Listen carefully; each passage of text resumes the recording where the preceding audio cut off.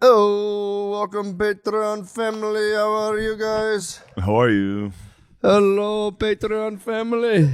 Patreon. We need to come out with some products, dude. Yeah. Coaching will be huge. We got to come out. There's got to be some other kind of service we can do. Podcast optimization. Yeah, we should do lectures on how to optimize your podcast. True. You're going to want to get canceled. Yeah, go as hard as you can to get fucking canceled. It is nice when dudes want to get canceled very badly, though. Bothers me a lot. It's so... I mean, I'll probably get fucking canceled for saying They're going to cancel me for this. Trust me, Daddy. Nobody's going to care about you. Yeah. What's up, dude? We're in a motherfucking Patreon. What's up? I feel great right now. I feel great. I feel do. I feel pumped. I'm pumped. I got a nice thing for you that you're going to like. What you got? 7-Eleven pizza. What? Last night, 7-Eleven pizza got delivered. You ordered it off It of... was a Mary Radzinski classic, dude. Don't put this on me. True. Last time she was here, the only thing that was open was 7-Eleven pizza. We got it. I was like, oh, this is going to be fucking disgusting. How was it? One bite, you go, what the fuck? It's like a Pizza Hut? 7-Eleven pizza is delicious. It's probably like a Pizza Hut, basically, isn't it? We had the bug light on out there. Mm-hmm. The bugs were going right to it. Yeah. 7-Eleven pizza was a bug light for this big beetle. The big beetle boy, Lamisi. Lamisi came in. We stayed in. As soon as I heard that fucking front door start to unlock, I was in my head. I was like, he's going straight for the Sev. What size is the pie? Not a big pie. Obviously, we got two 7-Eleven pies. Okay, I got you. All right, these are delicious pies. Personal 12-inch? No, how would you describe that, Mary? I'd say it's about a 14-inch 14, pie. Yeah, Okay. 14. It's about a 14-inch 7-Eleven pie. About a medium. It's a medium pie. Yeah. Medium, exactly. Not a personal pan. Not a personal. Got you. Damn, where do they? Where's the brick oven at the 7-Eleven? Yeah, I don't know what they got. They just take like weed lights and just bake them under a fucking bowl. It's a hellish pie, but once you get You it, said it tastes good. it's really good. God The damn. dough is totally undercooked. The dough is just raw dough. Oh, that's nice. Delicious. That is nice. But actually. I heard Lamisi shuffle in. I said he got close to it. He pretended he was going. He was like, I need some water or something. And then I heard. I watched him. I could hear. I was going strictly off sonar. I was watching a movie. I could hear his feet. The second they started to shuffle, I was like, he's going for the pie. I said, don't touch that Sev. Don't even think about the Sev. Did you get to taste the Sev? He got to taste the Sev. Balls, obviously, but He got the Sev. I knew his thought process on his DUI home. On his whole DUI home, I was like, I guarantee he's thinking. The whole DUI back, he was drunk drive back. Yeah, on his drunk drive back, I guarantee he was thinking, "Ooh, I hope they ordered some pizza pie." This is the second time I've seen you bring the pie back to your room. Last week you brought the pie back. He commandeers the pie and takes it back to his room. Does he really? Not the whole thing. He takes slices. Gotcha. I take a slice and they take it to my cave. A Yes. slices. 2 slices. Yep. 2 slices on one hand.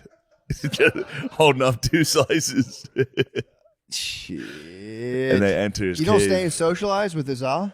He did try to socialize. We were watching a movie. We were like 3 hours into fucking Zodiac. I tried to make jokes. I couldn't do it. Yeah. Yeah, I guess I'll just take this. I was like, pizza, is this Roadhouse? Because it was Jake Gyllenhaal. Yes. You know what you should do? Set this up where it's like a hotel convenience bar where you have snacks, but there's like that laser thing. So if you take a thing out of the fridge, it bills your credit card. Like you should set your fridge He'd never like a leave. hotel He'd menu. be in debt. He would never leave my house. He'd be under a mountain of debt just from Sev. Just some Sev pizza. I owe him $38. I'm never getting out of this house. Just on Sev pizza alone. He came in, hit some jokes that no one wanted to hear, crushed the set. But then he was laughing to himself, which made the jokes very funny. That's kind of nice. How far Yeah. was your DUI home? Say it's the average route. He takes the same DUI route every time. Really? It's from the creek back to here. A little possum trail. If any officers are listening, get some fucking spikes ready. Fucking blow his tires out. He's on his DUI home. He always takes a DUI home. As soon as he got home, I was like, stop driving, dude. Yeah, I was thinking Uber, man. It's right there. Although, What is it about the DUI that you love so much? It's not a DUI. Of course it is. I had a few. I didn't have a lot. You had a few what? Vodka sodas. You had a few vodkas, and then I'm guessing you hit the blunt. Yeah. Yeah, you hit the blunt and drank vodka. Yeah, but that just makes you drive better. The blunt makes you drive better. The blunt sharpens you up, and then with the fucking desire, there's a pizza pie on the counter. True, that's You're the biggest. focusing. You're like, the last thing I can do is go to jail right now and not get that delicious cold pie. He would snitch on somebody. Get He would the snitch fucking immediately. pie.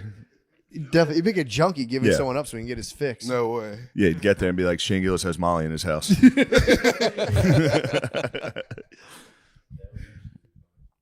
If he snitched on me for the pie. yeah. He's a $5 autograph.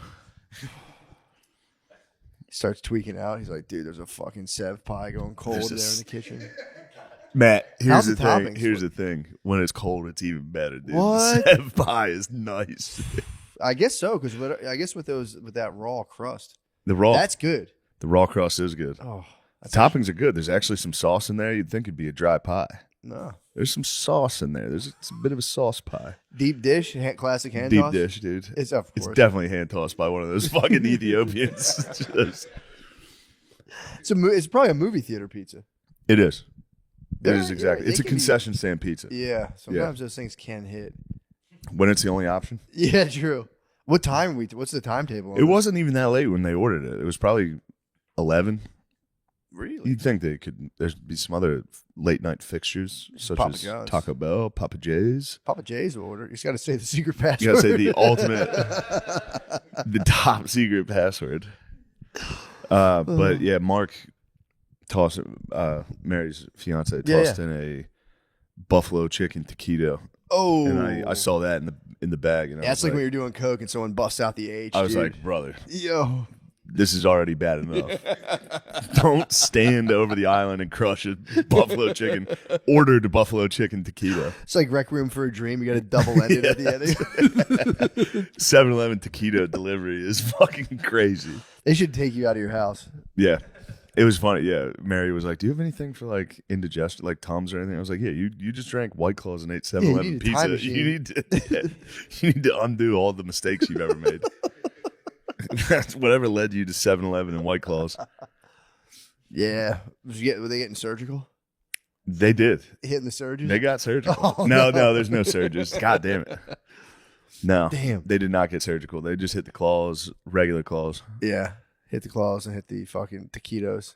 Taquitos, that's when I used to know it was fucked up. When I'd wake up and see the taquito box next to my bed, I'd go, oh, Maron. What have I done? Oh, good God. What have I become? See a cup of like empty liquid cheese, and you're like, oh, no. The liquid cheese. I hit the juice. liquid I hit cheese the going juice down last nice, dude. Liquid cheese. Nice, dude.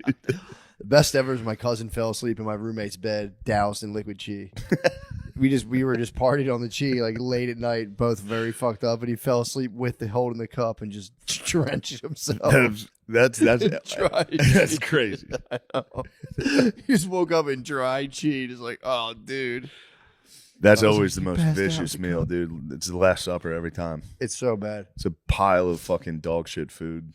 Yeah, You're blacked out, standing at the counter eating it. it's nice though when that's like a good part of alcohol when it shuts down your inhibitions, where it's like I'm gonna munch the most fucked up shit possible, and you just crush it. Feel the You get to rain eat like a on little your kid. skin. You get to eat like a little kid again. You get to be like, Yeah.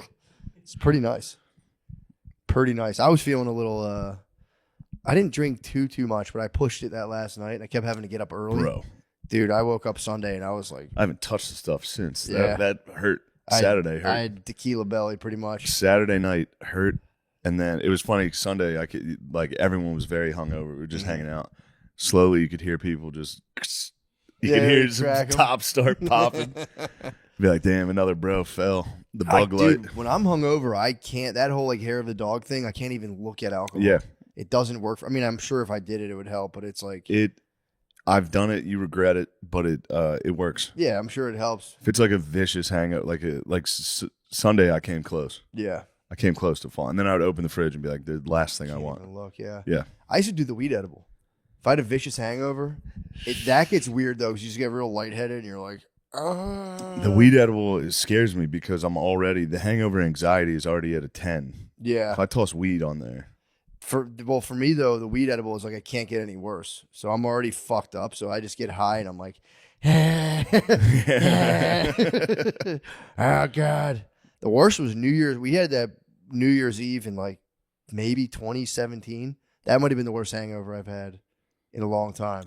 When I was we do? making the skit, when we lived in Mount Vernon. Oh yeah. I remember we just laid on a couch and then finally we got up the gumption to drive to Chipotle. Then I remember I ate the weed edible and drove us all to Chipotle, and I was like, it was terrible. I think were we setting off fireworks that night? No, that was 4th. That was the 4th, yeah. But no, that was New Year's Eve. That was a sick party. I think that was like a shots of whiskey. That was when I made the Skizzlers. Skizzlers. I made fake Twizzlers. The Skizzlers were deadly. Those things were, and they were made with green alcohol, so I don't think I flushed. That's all how the long we've alcohol. been doing this podcast. Yeah. You can go back and find the episode that week. True. It's pretty fucked up, actually. Dude, Tate fucking crushed us. I don't know if you saw his last tweet. What? Tate is back, and he's not. I think he might have made a grave misstep. What did he do? He wrote this long thing on Twitter or X or whatever saying that white men are going to become extinct because we're so cucked out to women that we won't have multiple wives and we're not having enough kids. And we'd rather just complain than to get multiple wives and be Muslims and have tons of kids and be alphas. That was the message of his tweet. I don't Said know we're going to become what the fuck is he extinct. talking about? He said we're not You having can look. enough You kids. can look at the results of what the Muslim world's been up to and what the honkies are up to.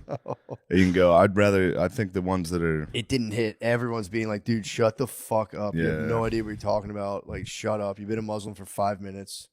Get over it. They do need to convert all the white bulls to Islam. I think that might be There's gonna be a bunch of those guys. the men's you're gonna right be- activists. I can You're see gonna be you like jumping into it. 60. You're gonna be at a work event. You're gonna shake hands with the whitest dude you've ever seen. He's gonna be like, "Assalamu alaikum." Here you go. Assalamu alaikum, brother. Andrew Tate got your ass. Tate got you in 2019. The fucking tweet's really funny. It's like, you've let yourself fall and now you don't even have the gumption to get another wife. 5 kids, that's nothing. Everyone's like, dude, you suck. You failed at your marriage. You fucking got arrested, you dumbass. Yeah, he swang for the fences. I guess that's the new. That's what he does, though. I mean, And I guess he's he not allowed pulls to it come off, at. He's dude. not allowed to make fun of girls anymore. So now he's just like White guys are pussies. fuck around. But he's also. It seems more like it's like a cry to like try to help them almost. Yeah. It's not a total slam. It's like, guys, save yourselves before you get totally.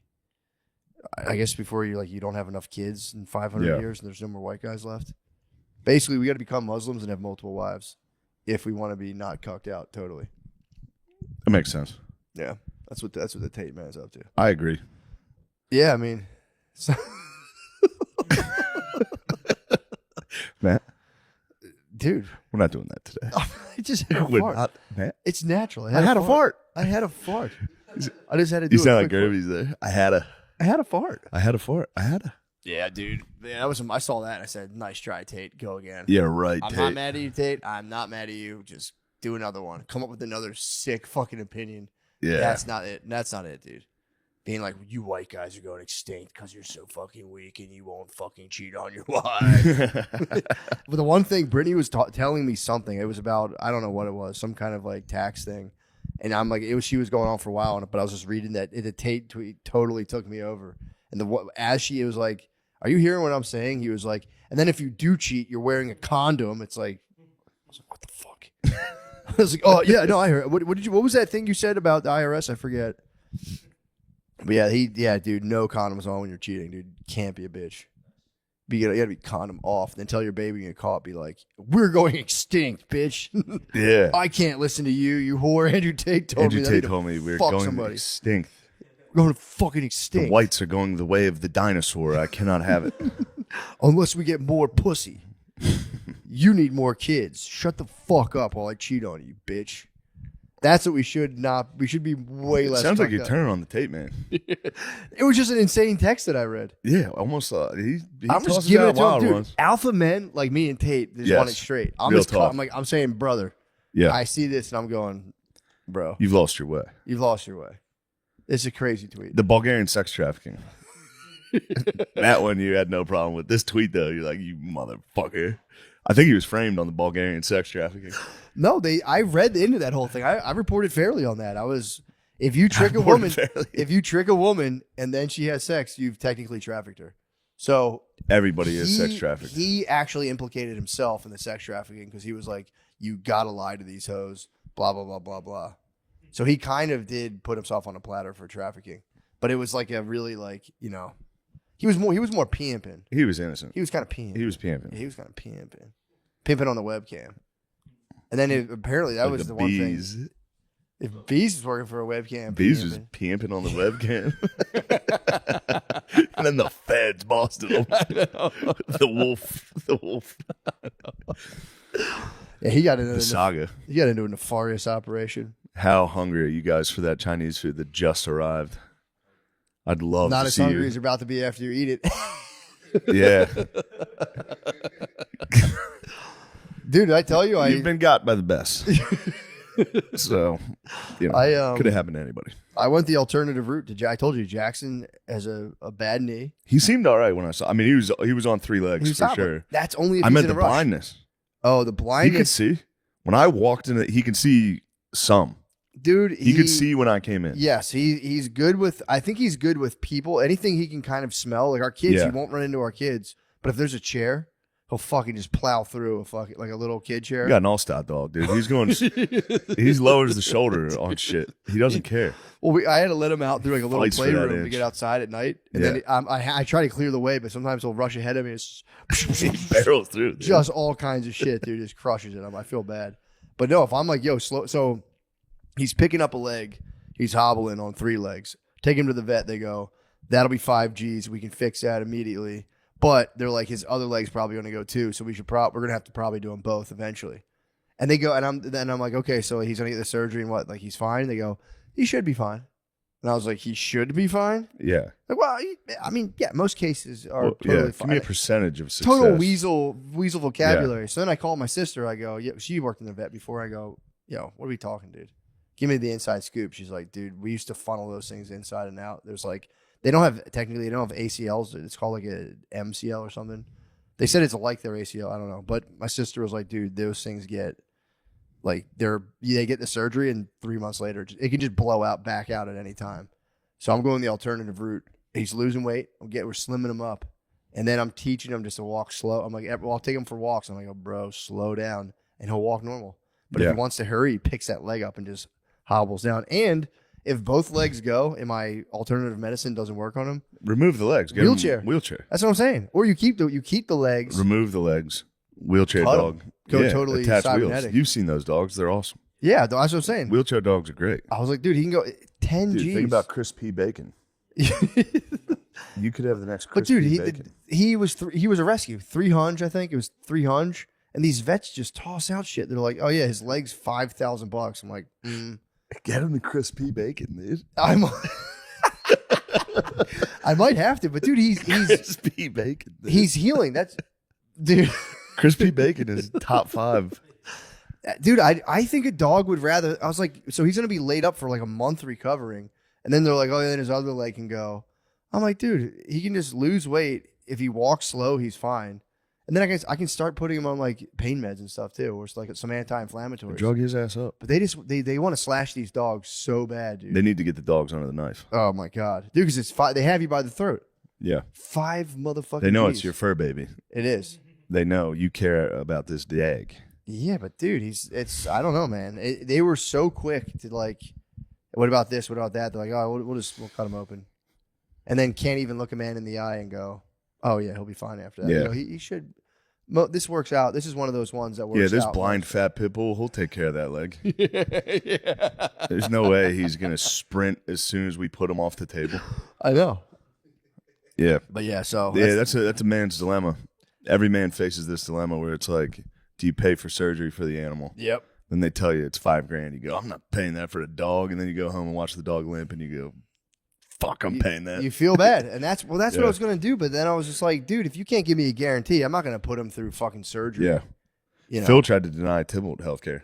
Yeah, dude. Tybalt was dying one day in the basement. Tybalt was He a was like- sick he boy. was like, no. Phil was like, we're not paying for it. I was like, go downstairs and look at him. And he went down. Tybalt was like bloated from some terrible disease. And he was like, oh, help me. He took him to the vet. He saved the boy. Yeah, 'cause that's the thing. Jax is kind of chilling. He seemed okay. I can take him on slow walks. My sister was like, if you walk them a lot and rework it out and let them lose weight, a lot of times it comes back, and it's a reoccurring problem. Certain breeds, their back legs are just tight as fuck. So they just kind of snag you in there, and they're like, they'll chop up. Yeah. And they just grab 5-10 G's off you. The vet is so fucking shady. I've been beefing with the vet since I can't. Yeah. The lepto shot. Do you know what that is? In case a deer pees in a puddle, if your dog drinks the pee that a puddle that a deer peed in, it can get leptovirus. So you have to get a vaccine against that for your dog. And I was like, I'm good. They're not out like in nature like that. I just take them for walks and they chill in my backyard. They're like, well, technically, like a rodent could also pee on a blade of grass, and if that's like, dude, will you guys get the fuck out of my face with this shit? So I'm trying to push the vax. It's dude, anti-vax. The Big vet, dog pharma is out there, dude. bro. I'm telling you, it's crazy. And then there's like 50 different strains of lepto. So I was googling it while I was in the waiting room, and I was like, what's up with the lepto vaccine? Got all the talking points. I was like, well, what strain of lepto are you guys actually inoculating? And they were like, definitely one of the more popular ones. Damn, they ran into a buzzsaw out in the waiting room. Wikipedia. Oh, dude, just Google. I found the one like anti-vax dog site, and I was like, beautiful. You know that's how Trump used to do meetings. Did he really? I watched a thing on that where he was like, he would go out, he would get debriefed on one very specific piece of information that the meeting was about to be on, like like with architecture, it'd be like the type of beam. Yeah. And he would just remember that one fact. He wouldn't talk the whole time, and then he'd finally be like, "Are we going to use cross beams or T beams on this?" And everyone would be like, "God damn, this guy knows architecture." Tibble, really yeah, he used to get hit with the vet. Just tries to pump your cat full of fucking jizz like that. Oh yeah. Every day I'd get an email, be like, "Tibble's due for his checkup." It's like, I'm not taking him to the vet. Nah, man. Like, do you want to give him these shots? It's like, he's a feral. Yeah, leave him. He's a skunk, dude. Yeah, he's literally a skunk. He goes outside and just eats trash and comes back to our house. Bro. Yeah, they need to chill. They definitely need to chill. I've beefed with the last 3 vets I've been at. Just being like, will you guys please chill the fuck out about all this stuff? And they like look at you like they were looking at me all fucked up when I was like, I don't need that. Like, you're the one who kills animals every day, dude. Don't look at me like that. I rescued him. You put down golden retrievers daily. Yeah, true. I saw a cat on the operating table when I went to the emergency vet when he had all the chocolate. Sweet gato. Dude, he was just laying there knocked out. out. Gatos are so funny. They had him hooked up to all the things. It was really funny. I saw a nice video of a Maine Coon yesterday. It got me going, dude. Did you really? The next Tybalt could be on his way. Oh. I can't do it, dude. Why? I can't have my heart broken again. Yeah, true. You gotta love again. I can't love again, Matt. You have to, especially if you could chill out. Look at this guy. Big ass Maine Coon. Can you imagine? Oh my god! Wouldn't you want this boy in your house? Yeah, dude. Bro, how could you not? You guys can be on the couch cuddling, dude. Bro, what are you doing? Get that Maine Coon. Although the big that looked like a gay ass cat. When he was big like that, and they were like, he's furry, and they were petting him. Yeah, and does he only have a little like more bobcat hair? Yeah, dude. But imagine being able to cuddle with a cat that big. That would be pretty nice. You accidentally touch its belly, and it fucks you up. True. Yeah. You know me. I'm a sicko when you get to know me. I love when my cat scratches me. I'm a sicko for that. You love the pain. I'm a feline masochist. You love the pain. I love pain. You know I love pain, dude. I get very like worried when cats Give me that me. fucking look, bitch. Yeah, you'd be wrangling that thing a lot of the time. You'd have to. It'd be your cat. You'd be hunting the saber. You'd look like a caveman hunting the saber tooth, too. True. You're not that tall. That Maine Coon would dwarf you. You'd have to fight that guy for the Sev pizza. I'd fight a big cat, dude. I think I could beat it up. Really? A big house cat. Yeah. How would you take it down? Anaconda squeeze. Yeah, you can anaconda squeeze any cat. True. Play dead on it and then just soak it right in. I got actually a David Lucas. It was funny. My phone was sitting down on the couch, and all of a sudden Maya handed me my phone. It was just David Lucas on FaceTime, and I'm like, "Oh shit!" I thought she called her. I thought she called him, and I'm like, "Oh, what's up, man?" He was on a plane. Somebody mistook him for Lamisi. He goes, "Tell this guy I'm not Lemaire," and I was like, "It's not Lemaire, bro." Damn. So yeah, you could be devil's double, Lemaire. It was very funny. He's like, "What the fuck?" Dude? Oh, you're thinking about picking the mic up. What are you gonna say? I was just gonna say I can't wait to become friends with Kyle Rittenhouse. True. True, man. I'm gonna have him protect me. Yeah. That'd be sick, dude. Anytime someone gets close, he falls down, strikes them. Dude, I had a fucking I had a weird interaction. Speaking of just out of control lives. I'm sorry I want to go back to weird internet. I took my Zyn out and it was red like that. And I was like, holy shit, my gums are bleeding. I was like, nah, I just ate fucking 10 Starbursts. Fat health scare. You go, oh my God, I'm bleeding. No, it's because I've been eating red candy. All right, what was the interaction with the libs, dude? You get pulled out in a stretcher for candy mouth. Yeah. He's had 7 Starbursts. He opened the wrapper with his tongue. It was pretty sexual. Water tastes pretty weird right now. Water tastes good. Oh, no. Yeah, water tastes like fruit punch. Those men's... Oh, shit, my bad. What do you say? Those men's vitamins I got from Whole Food, Yeah. they made my pee smell weird. Oh, yeah. You got And to I drink was lots like, of water on them. Yeah, I always... Bro, it's like the 5th one of these today. True. I crushed water. But you're right, though. Anytime I was, like, dehydrated from a Bud Light binge, I would have the worst smelling piss, and I'd be like, this is diabetes. And then I finished all those vitamins, and the piss smell's gone. And I was like, Dude, oh, thank God. If I take those vitamins I and was not going to the doctor I don't drink a bunch of or water, adjusting my diet. it's neon. It's crazy. And I always go, what the fuck? Yeah, I don't know what aspect of those vitamins was doing that. Because I take BDC. Pause. I had B first. True. I take D. Okay. A lot of D. Take some zinc. None of it's making it's whatever. There's something in there that was making my whiz smell. What is that shit called? A lot of those vitamins, they derive certain compounds from vegetables itself. So they might actually have like whatever that Some stuff asparagus is. bullshit in there? Yeah. Could be like astrologus or whatever the fuck that shit's called. I'm going to take a gander at that because that made my whiz smell. Anyway. Yeah. I apologize. I don't know what was I talking You were about? battling with the fucking libs. Yes. Speaking of libs out of control, dude, I saw Libs out of control. I was in where the fuck was I? Yeah, the grocery store. And there was a lady, fully K95'd, and, you know, I did a ladies first on her. I went, hey, you got it. Because we were both walking towards the same little section. I went, ladies first. Dude, and she just fucking stared and just stormtroopered me with her mask. And I was just like, okay, I guess I'll go. Didn't say it was the weirdest shit ever. I think she also was like a pretty like she's like, I believe she was a lesbian maybe. She had like a wiry build and looked pretty like yoked up a little bit, but I just instinctively good guide it. Was like, yo, go ahead, you know, you got it. And she, dude, for real, just couldn't see her face and just like, man, stared at me. If I were you, you were probably livid. I was more just kind of like laughing to myself as she reminded me of like a Call of Duty character, just standing there, and I was like, whoa, what the fuck? I literally went, never mind, I'll go. And then I grabbed it. I get mad seeing the mask. Dude, well, she like social. And then if they she wronged actively me like social that. distance. We run through the same thing, and she went and just stood there, and I was like, "Oh Jesus, all right." I was like, "Hey, I'm gonna break it to you. Your grandmom is gonna die, so you don't have to." Damn, dude. You don't have to be out here weirding everybody out. Damn, getting stuck in the COVID, dude. Yeah, that's so many people got stuck. Can't let it go. There, you see less and less of them to the point now where I was for real stunned. Like, whoa, what the fuck? Just stand there like. Shades on, just.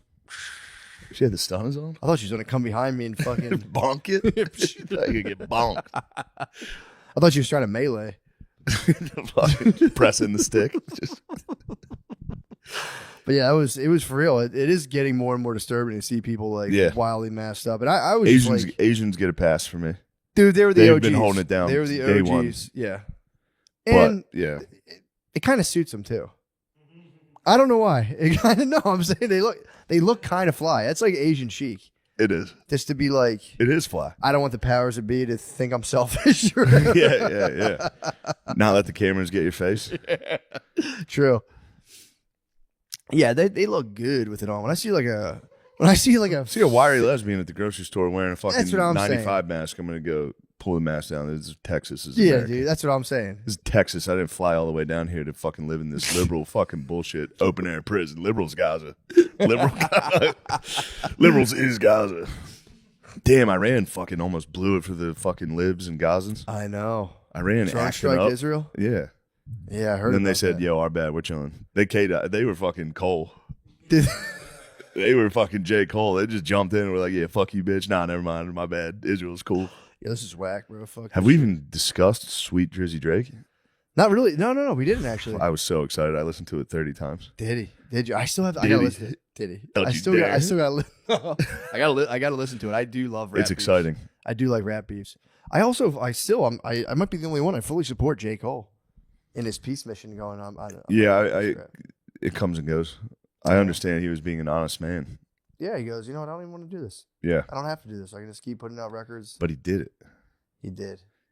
After he put it out, then he was like, "My bad." Yeah. If he would have done that, having never put out an album, that'd be really great. I was being like, I'm not doing this. This is I understand. I couldn't relate to anybody more. Mm-hmm. I would do the exact same thing. Yeah. I apologize in the middle of every set I do. Every single set, I like, you don't like this? I'm sorry.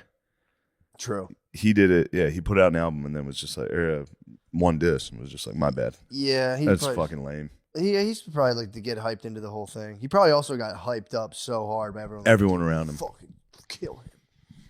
But Drizzy Drake took care of business. Drizzy Drake said, "Shut up, Cole. I'm going." Did he? Yeah. That's what's up. He said Cole was lying. That fucking K-Dot shit sucked. It's pretty great. You're going to like the diss. The That's diss awesome. is just funny. I'm telling you, I like He's it. saying very mean things. And just crushing everyone. Yes. It's a roast. He roast battles. And he also probably he's had a lot. He's of Jewish. He's got a detractors. little roast battle Jewish. comedian in there. Yeah, true. Yeah, he is part nasty Jew.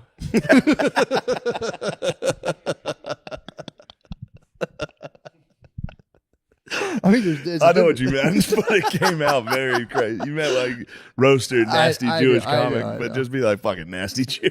I knew what I was doing. You knew it. We're in complete control. Also nasty, getting your fucking what's that thing called? The like whatever the genetics test. You get your Ask a nasty Jew. You are a nasty Jew. Oh, son of a bitch, dude. Ask a nasty Jew. What are even our Ashkenazi Jews? Aren't they like? They're fucking made up, dude. Yeah, dude. That's lies, dude. That's just bullshit. It's just They're smart just Polish more, people. yeah. I think they're just smart Polish people. Yeah, it's the Polacks. If you're like are not like fucking tripping. It's over your another feet. lie. Yeah, it's another lie. It's just black people are Jews. Yeah, true. Yeah, because Ashkenazi was like if you like got like super white, if you're like super mixed with Is it European. Russian? Oh, Ashkenazi Jew? Ashkenazi Jew, then. true. It's not Really? German Jew. It Ashkenazi can't is be a German Jew, bro. Really? Google says an ethnic group of Jewish people who originated in medieval Germany and Central and Eastern Europe. What? I mean, they didn't originate there. Did did German people like werewolf into Jews, or did they like make the migration? Yeah, what are you talking about? That's wrong. I don't believe in that. Jews don't originate in Germany. That's what Google AI says. Let me do another look. Yeah, maybe it might have made a mistake. I don't think that's where they spawn. Matt? No, I mean that's I hear you. It's funny. Matt? it's just pull a them out play of on mud words. in Mordor. You saw 50 feet ahead, dude. I got that they lived in France, Central and Eastern Europe, including Germany, Poland, and Russia. Yeah, but like, how did they become? So there was Wow, they were okay, originally just regular Jews, and then how did they level up into Ashkenazis? That's the question. They were in the Holy Roman Empire, it says. But then they get kicked out. Rome came. Isn't that what happened? Rome came through to Jerusalem and was like, "Get out," and that's what sent them on their like No. getting kicked out. No. What? Maybe Rome eventually did that, but during like Jesus' time? No. They got locked up. They were kept. They were in there. All of them were trapped in Gaza. That's what happened originally. And then they got the boot. I think the Roman Empire was like, enough, get out of here. After post Jesus, Yeah, that could make sense. AD. Yeah. That's what I've heard. I heard Rome was the reason that was like the original. That they got expelled from Yeah, the they got Holy Land. expelled from the Holy Land. And then they made their way to the. Because they were tough to govern. Because they were just Yeah. like, dude, we're not having this. We're getting the temple back. And then eventually Rome was like, you guys are. Yeah, and they were on it was a Roman outskirt, so it was tough to Exactly. get guys there. Yeah, Rome said, you guys are a pain in my I ass. said, you guys are being a real bunch of nasties. So that's what I'm just confused about. So they left the Holy Lands and then they just hit the fucking European steppe and we're just like, something's happening. It seems like we've hit a time mode question because a lot of people, according to this article, there's a lot of uncertainties according to history of Ashkenaz. Just guess. It says uncertainties concerning the meaning of Ashkenaz arose in the 11th century when the term shifted from a designation of the Iranian Scythians to become that of Slavs and Germans, and finally of German Ashkenaz Jews in the 11th to 13th centuries. Huh. Well, There you go. It's a mystery. That's pretty cool. it is a mystery. I guess a lot of the things are like the Celts, the Franks, the Germs. Yeah, it's a big mystery. Who would have known just those belligerent, warlike people would evolve into just... They were the dregs of society, dude. Who? The European, there's like fucking tribes in Europe Oh, yeah. that like entered like before Rome came and dispersed and Christianity brought them up to like a higher level. They were for real like the worst. Yeah, Christianity saved all those people. Yeah. They were bloodthirsty freaks. Scandinavia chilled the fuck out. What the fuck? Did they ever embrace Christianity? Or they like Yeah. do? I feel like they're Protestants. The I don't know Vikings why. had to fucking chill. Yeah, that's pretty tight. They did. Well, they became Protestants The Vikes did. eventually, but Catholicism went and said, Yeah, it chilled them out. you guys need to stop. Yeah, it's amazing. If you think about it, they were probably, I mean, the level of murders and all the like murders, rapes, all that stuff. As bad as it is now, it's down Yeah. so much. Maybe. I think so. Probably. Yeah, I think there was way more murders. I don't know, maybe not, but Yeah, it's always tough. You never tell. know. I guess the scale though, they were doing it the old way. So I wonder. I certainly wonder. no, yeah, I forgot about the tech. I think it's very safe to assume that murders and rapes were significantly higher, Yeah, especially during the Vikings. that's I that's what I'm saying. think that was like their top thing. I was bugging out today on the walk. I was like, damn, like But are we counting battle as murder? Or are we talking murder just within your own society? all battle. Well, battle. then murder, we're at an all-time high. I guess percentage though, like proportion to the civilization. Are we does invading another country count Yes. as murder? Yeah, Well, then we got, in our era, we got a lot. but per capita, World War II is still, World War II is pretty bad. Yeah, yeah, that was, World War II was Preposterous what very happened. bad, yeah, fuck. and then Well- even modern day, Vietnam, Iraq, all that shit. There's a lot of peeps. So yeah, Proportionately, you're right though. Per capita. per cap, and also I don't think they had much of a polite society. Like I think they were. Now like, we're they talking would- like state, like just murder, like in the streets. I'm talking. I guess everything: warfare, murder in the streets, 'Cause rapping. then we're talking Genghis Khan. True. Genghis came through and crushed the population. Yeah, he was not the nicest guy. He was not. But that was what I was freaking out today. I was like, damn, if I was alive back then, I would have done all that terrible stuff. No, you wouldn't. There's no way. You're a good boy. Yeah, but dude, if I was a Viking, I thought about it Oh, today. If I was a yeah. Viking, I was like, dude, you're telling me if I'm a Viking, everyone's like, yeah, we're gonna light this place on fire and just Definitely. slam all the ladies. You'd I be would like, not be opposed to lighting stuff on fire. Yeah, If they're like, we're gonna, even if I was in Vietnam and they were like, we're gonna burn this hut down, yeah. I'd be like, I'm gonna watch. Well, that's what I tried to think about. I was like, would I, if I was like transported back into that ancient context, like, would I have been like, you know what, this is kind of fucked up? I don't know. I think almost never. Yeah, I don't. Yeah, Yeah, it's that age old thing. yeah, because they would be like, It's oh, like a JP. free girlfriends. They Yeah, would go through them like free girlfriends. that's the one thing I always liked that Nazi documentary that History Channel had. That Mhm. was like, if you were a German, this is what you would have been doing. Yeah. Oh, dude, Don't turns try to out act better. Heidegger's a Nazi. I didn't know that. I was talking Heidegger last week. He was Nazi. He was a Nazi. I read the like I finished the video I was watching on him and I was like, oh fuck, he was like an avowed Nazi. Fuck. Yeah, Did he do anything? No, his mentor was a Jewish guy, and the Jewish guy got kicked out of the What a universities. bitch. Yeah, his mentor, and then Heidegger's a pussy, dude. His mentor was he's Jewish. a dickhead. And then the Nazi party was like, we want to give you his job, and he was like, okay. And then the Jewish guy kicked out. He took his job. That's the hard part about the Germans back then is everyone had to be an avowed Nazi. Yeah, You true. had to be. Even if you didn't want to be, you had to be. Yeah, I mean that I was like, damn, what if like Trump for real, like 200 years later, like he turned out, or he like maybe he was on like Hitler's early wave where he's like, this guy tells it how it is. And all of a sudden he killed all the Jews. And you're like, oh, I published so many papers in support of this guy. Yeah. Fuck. Literally every episode, I was like, we're taking it back. Yeah. When you get into the Epstein stuff, that you gotta go, oop, my bad. Yeah, that was brutal. That hurt. That was tough knowledge. He was rough with an older lady. At least she was of age, but. Truth. That helps. You can't roughhouse a youngin'. Mm-mm.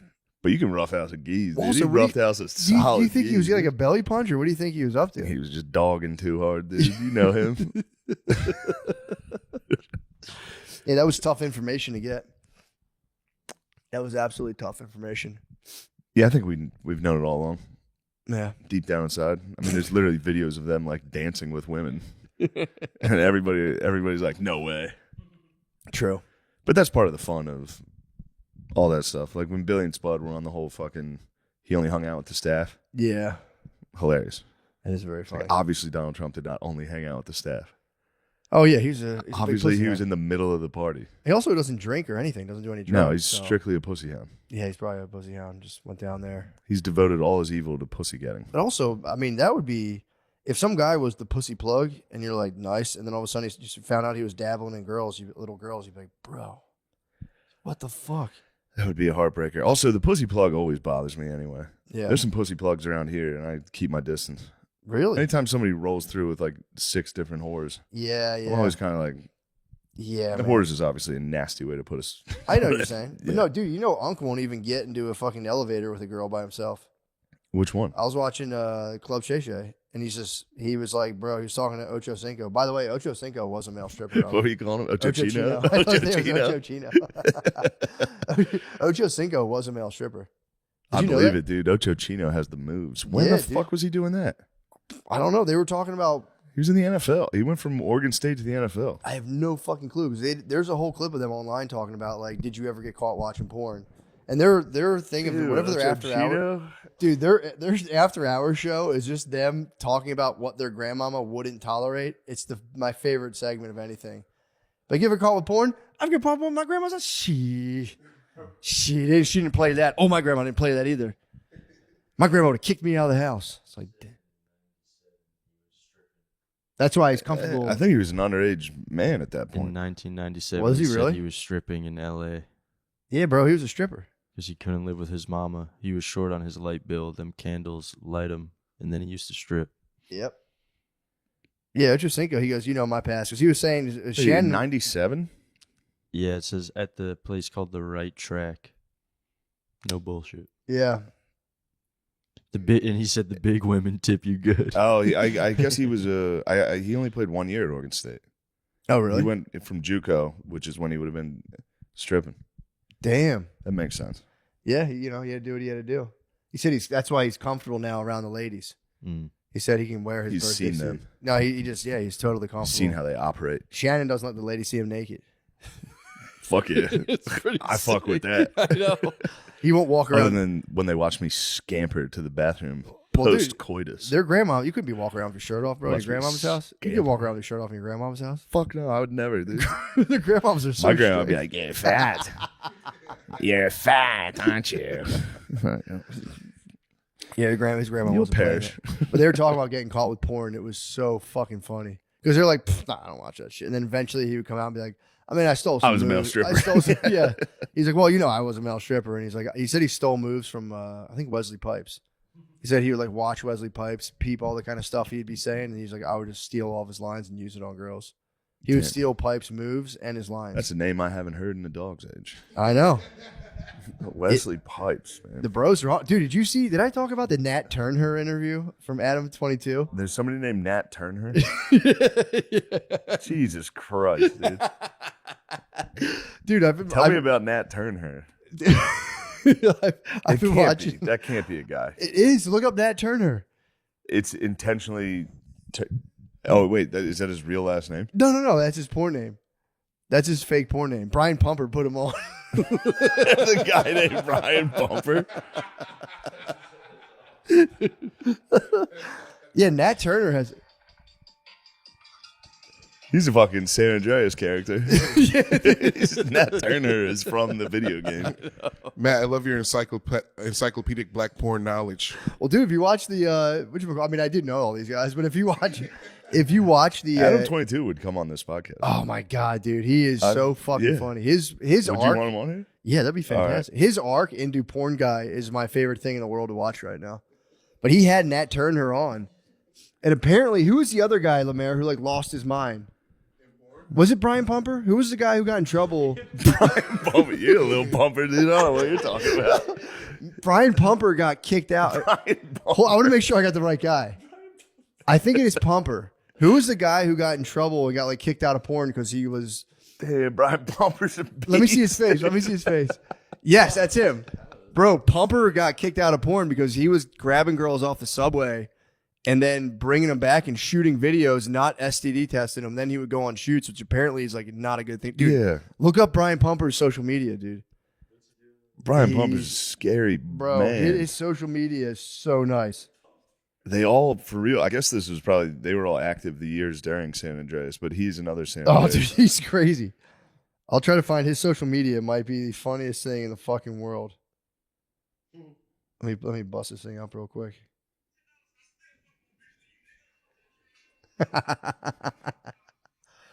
Yeah, dude, he's got to do his own independent thing. He got kicked out of the porn world because if you're like faking STD tests, you can get everyone else sick. Yeah. So he would prowl. Yeah. Oh, yeah. yeah.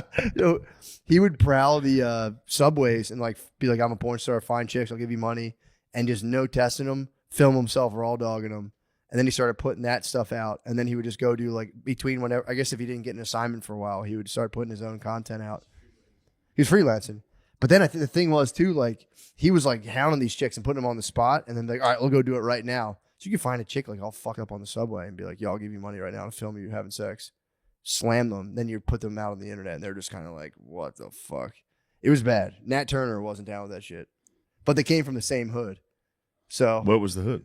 it was like the Bronx or so. They were in They were like the the Bronx. New York. Yeah, he also won't say fuck. Turner when he talks will say like skrill, like skrills. He won't say like sh. It's all got to be like discreets. Or ST, it's no STs. He's like, yeah, we're both from the streets. Okay. And he'll use that SKR. It's my favorite thing in the world. Yeah, he was a scribber. A scribble. But so they were both from the same hood in New York. And I think Nat Turner, he was in the street life, so he was getting arrested. And then he got out of jail. And he's like, all right, I'm staying out of jail this time. And then so he's just doing his thing, blah, blah, blah. And all of a sudden he would buy his porns off this guy, like a bootleg guy. He'd buy his porns off a bootleg man. And he was like, I think he was like, damn, Pumper was like kind of coming out, and they were from the same hood. And he goes, this crazy ass motherfucker's in porn. And then like there was apparently a cop in his. Have you witnessed their power? I've definitely seen Pumper. You've done I've never research. seen Turner. I've definitely seen Pumper work. Here's the thing: if Pumper wasn't such a weird ass motherfucker, he could have been. He could have been an all-time Pumper. He's too big of a weirdo though. Pumper's too. You big tell of a me weirdo. Brian Pumper. Brian Pumper. He's like I think he's like an autist. Are we talking about our Brian? The Brian Pumper. Yeah, apparently he's a big weirdo.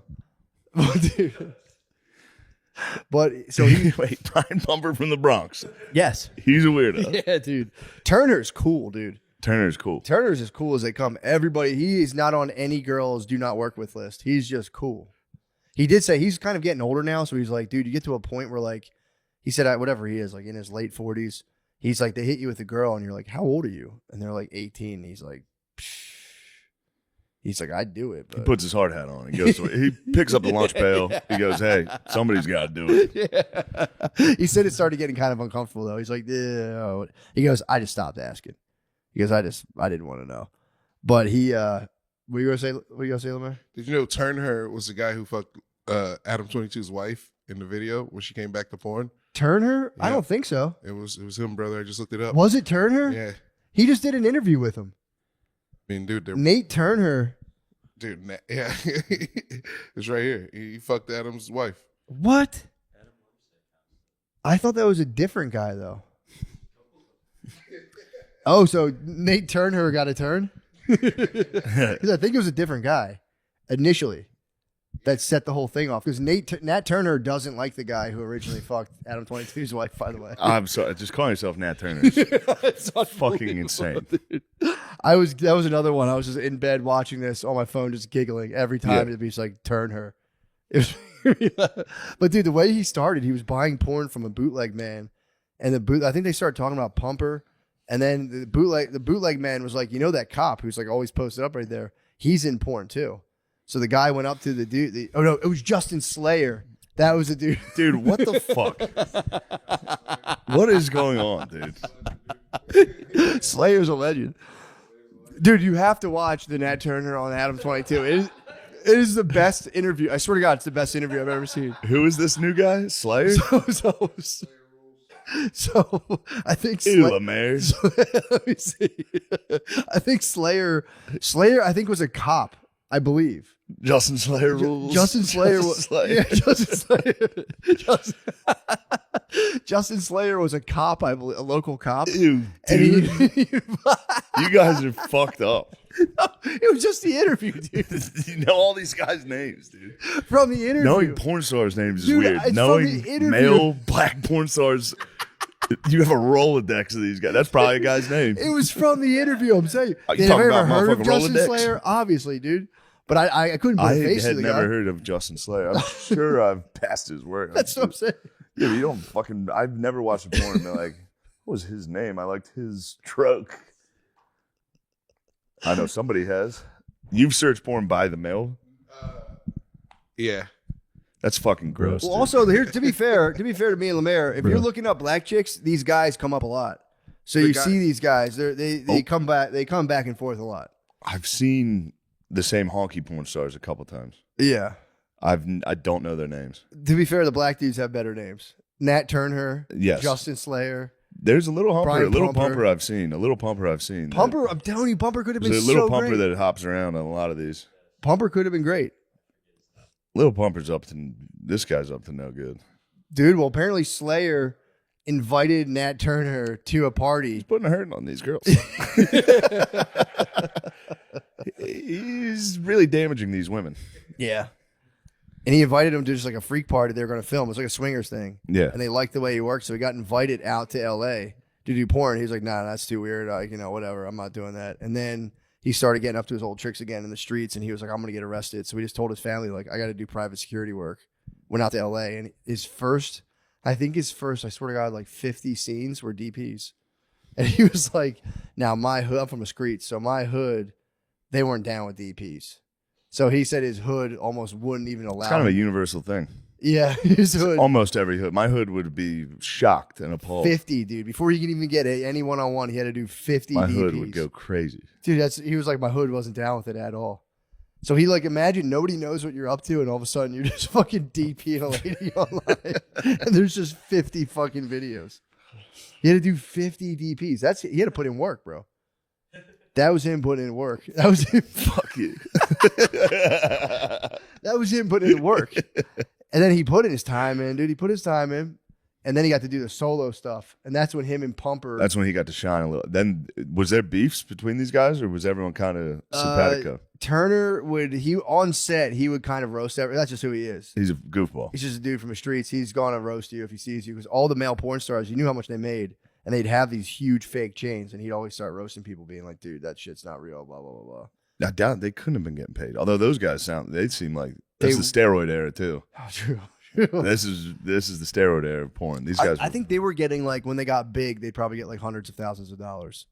But it was only for a little bit. It wasn't. He made a living. He did it, dude. Turner was doing porn for like 25 years, and he goes, he claims he doesn't take boner pills, because he goes, that's a real thing.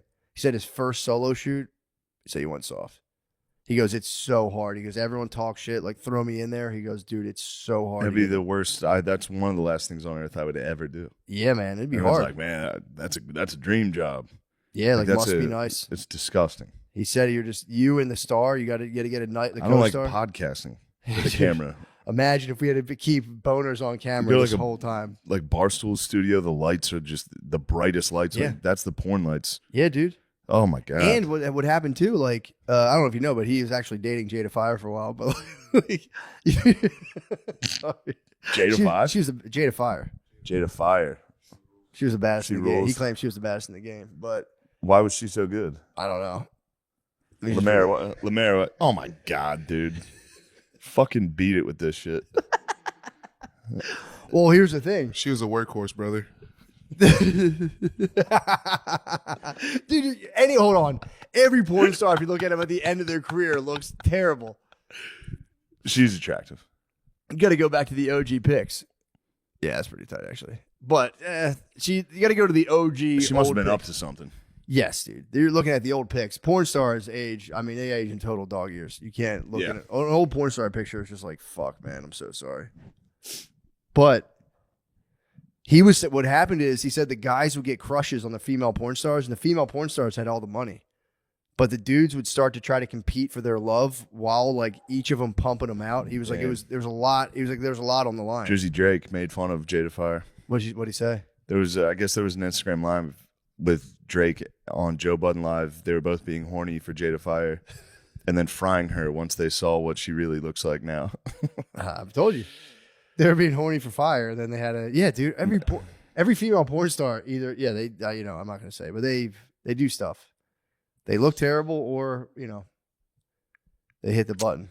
I don't like this type of talk. I hear you. It's not good. But all I'm saying is the reality of them competing to like try to get them as girlfriends because they all would smash them and they'd be like, I'm the best. It's like a insane world that I never even thought about some of that stuff.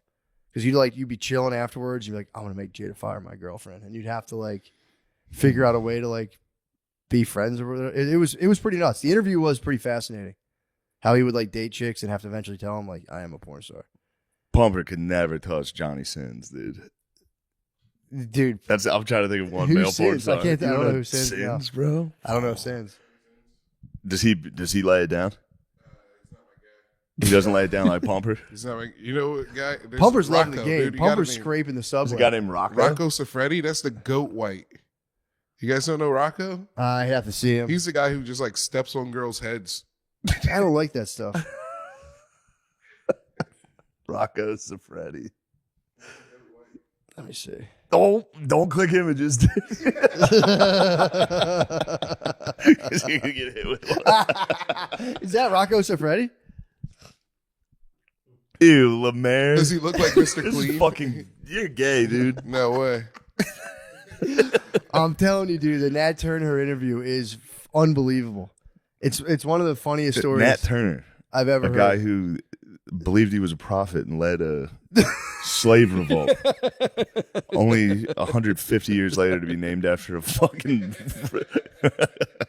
Nat Turner. Oh my god. Yeah, he said he gets recognized by dudes, and he says the funniest thing is he'll be walking and dude will go stare at him like, where do I know you from, bro? And he'd be like, I don't know. He'd be like, I be doing pornos. And the guy's like, oh shit. But yeah, I'm telling you, unbelievable. Adam 22. That's an awesome interview. Adam 22's foray into the porn world is one of the fun. It makes for the funniest interviews possible. I need to see what's under that hood, bro. It's crazy, dude. Just to sit black guys down and be like, how big's your dick? So funny. He's doing crowd work. Yeah. He's doing crowd work. And that's the other thing he'll say too. A lot of these guys too are very like pause heavy. Turner's very pause heavy. And then like they talk about 22 will talk about like the total package. Like he could have been great. He's, good charisma, big ass dick, and then Turner will be like, yo, pause. I don't like talking about dude shit like that. Dude, it's so fucking funny. I mean, yeah, you got a big dick, and he's just like, okay. I don't really know about all that. But it's the best. Fuck, there was another male porn star. I remember. I swear to God, I've never heard of Turner. I saw him in the interview, and I'm like, maybe I've seen you before. Pumper, I knew. I've I swear definitely he had seen like an Pumper. author's name. That's Oh, James Dean, not an author. the actor James Dean. Let me see these. Old Boys. Jimmy Dean. Didn't he get Me Too? I think Jimmy T. Yeah, Yeah, dude. A lot of those guys are. I gotta find the name of that little pumper. He's I around. remember. I think it's like Gordo or something. I would have never. A lot of I think and uncertainty, a lot of feigned Gordo. uncertainty on this podcast. Oh, I don't know what's his name. Gordo. I think it's like I thought Jimmy Dean was named after. For some reason, I was thinking Catcher in the Rye, something with that. Sound. What was the guy's Not name? Sounder. What was that kid's name in that? Holden Caulfield. Holden. Yeah, that can't be it. Well, I know why you think it was Author? yeah, Why? because there's a comedian who had sex with James Dean and she changed her name, To Gwen Derringer. yes, dude. That's it. Ah. Wow, I remember. That's a crazy Oh, nice. connection. Lemaire, you might be the oracle on the porn. No, that would have been the only time I searched that guy because I wanted to see this lady that did open mics with us fucking. What? Yes, that would have been Ah. 8 years ago. That's why I was like, Catcher in the Rye. What am I thinking about? That's wild, man. My brain's mush, but that, I mean, it's good. That was that one your, memory. Your brain's, I think, My doing a brain was good trying job to- of like, we don't Yeah. need this. And you're like, get it back, get it back. Who that? Gordy. That's a little humble. Ew. You I know. went- It's fun to just shame people whenever they Yeah, it do is. that. It is good. It's nice to do that. Yeah, it's fun to shame your friends. But yeah, I swear by it. It might be one of my favorite interviews I've ever I seen. think you're onto something, and that's right up your alley. and Turn her. your dude. enthusiasm for it makes it even funnier. It's It fun to is. watch. It's unbelievable. I watch the whole thing. Me and Blizz share videos like this. Blizz would get constantly. pumped on Blizz, this. he's the one who got me into Adam 22. I And did a podcast with Adam 22. Did you really? Yeah, he When saw was what's under the hood, dude. Did he speak? No, I did Legion of Skanks, and he was on it. That's Yes. nice. I forgot about that. I'd never heard of him. He's the man, dude. He was very, very nice. He yeah, was cool. He's the man. Yeah, he was cool. He's a great interviewer too. Wonderful interview. He's the next Joe Rogan. I can see it. Unless his perversions get the best of him. If they haven't yet, True. I mean, or he made a he might living have out of it. mastered his perversion. I think he did. Yeah. I think he absolutely did. But yeah, he's him in the porn world, man. Can't wait to see what he does. Can't wait to see his dick. I'm kidding. I know. I was giving him a little taste of his own medicine, dude. We're gonna have to see what's under the hood when he gets here. I got a feeling he's gonna pop the hood. I bet he pops the hood, dude. He's a wild bull. He is pretty wild, and he's used We're to that. not set having life. that in my living room. He's dude. used to that set life too. Yeah. He's on porn And sites. this is like where they film porn, just an Airbnb house. Yeah, he'd be so comfortable getting naked. Yeah. If we did an all naked podcast with Adam 22. You have to blur out my nipples too. You have to blur out everyone else's dicks and my tits. But leave my balls. Only have one pixel on my penis and then just a sack. Oh man. Well, sorry Oh to man. give you guys Oh a spur. I man. can't believe I never talked about that. I can now just push that out of my Now head. it's gone. It's gone. I'm done with You're it. done with Pumper and Turner. Turner. Turner. Oh my god. Justin Slayer. You said that was your goat, right? Slayer put him Oh, on. you said he was a DC goat? Who's your goat? I said DC Goat. Yeah. You know where he's from? No, because I think there was Slayer's another- from New York. Yeah, there was another guy who I thought it was who was like the same name. You never because some guys like they have sex with girls you like, you know. Hate those guys. Yeah. Those are the worst guys on earth. So you gotta search them. All right. It's all right.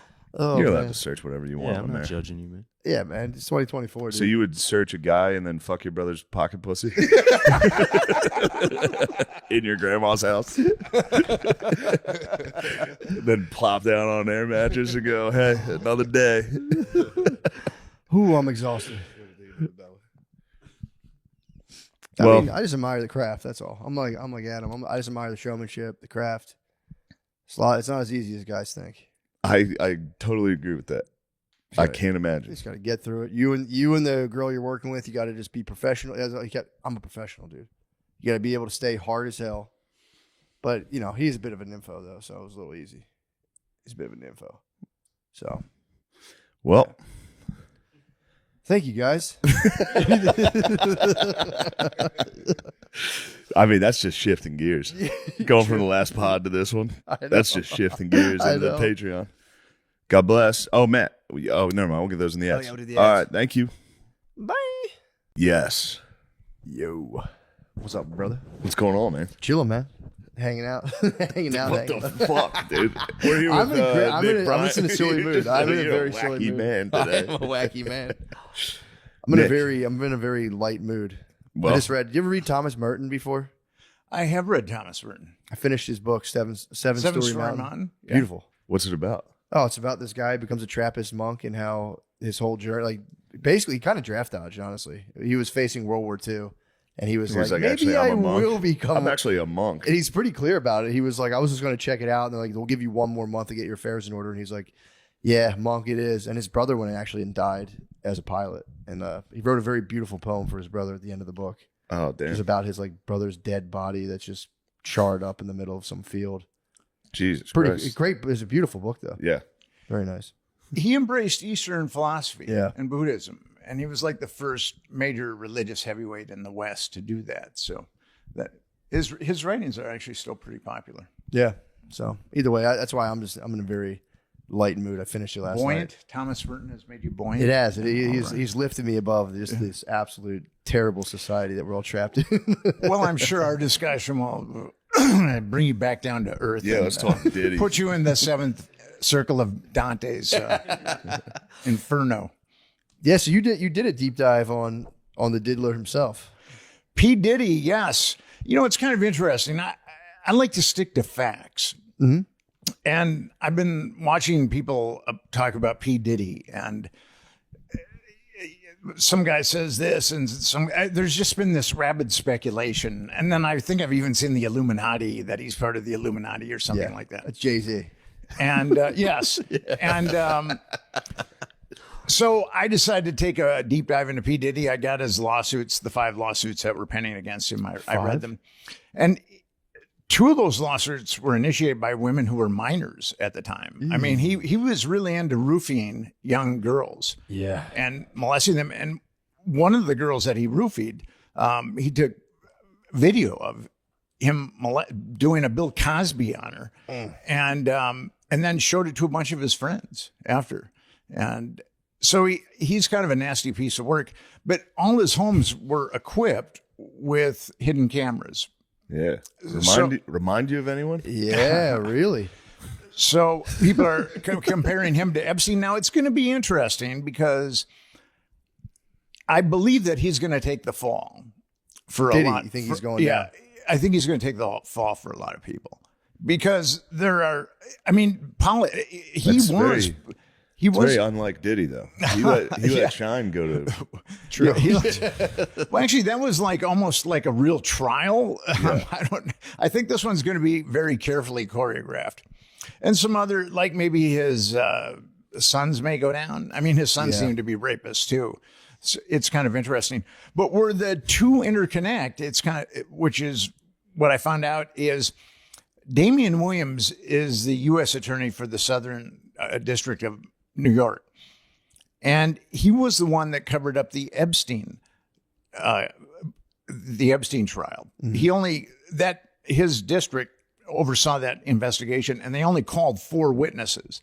And those victims had only been molested by Epstein and Maxwell.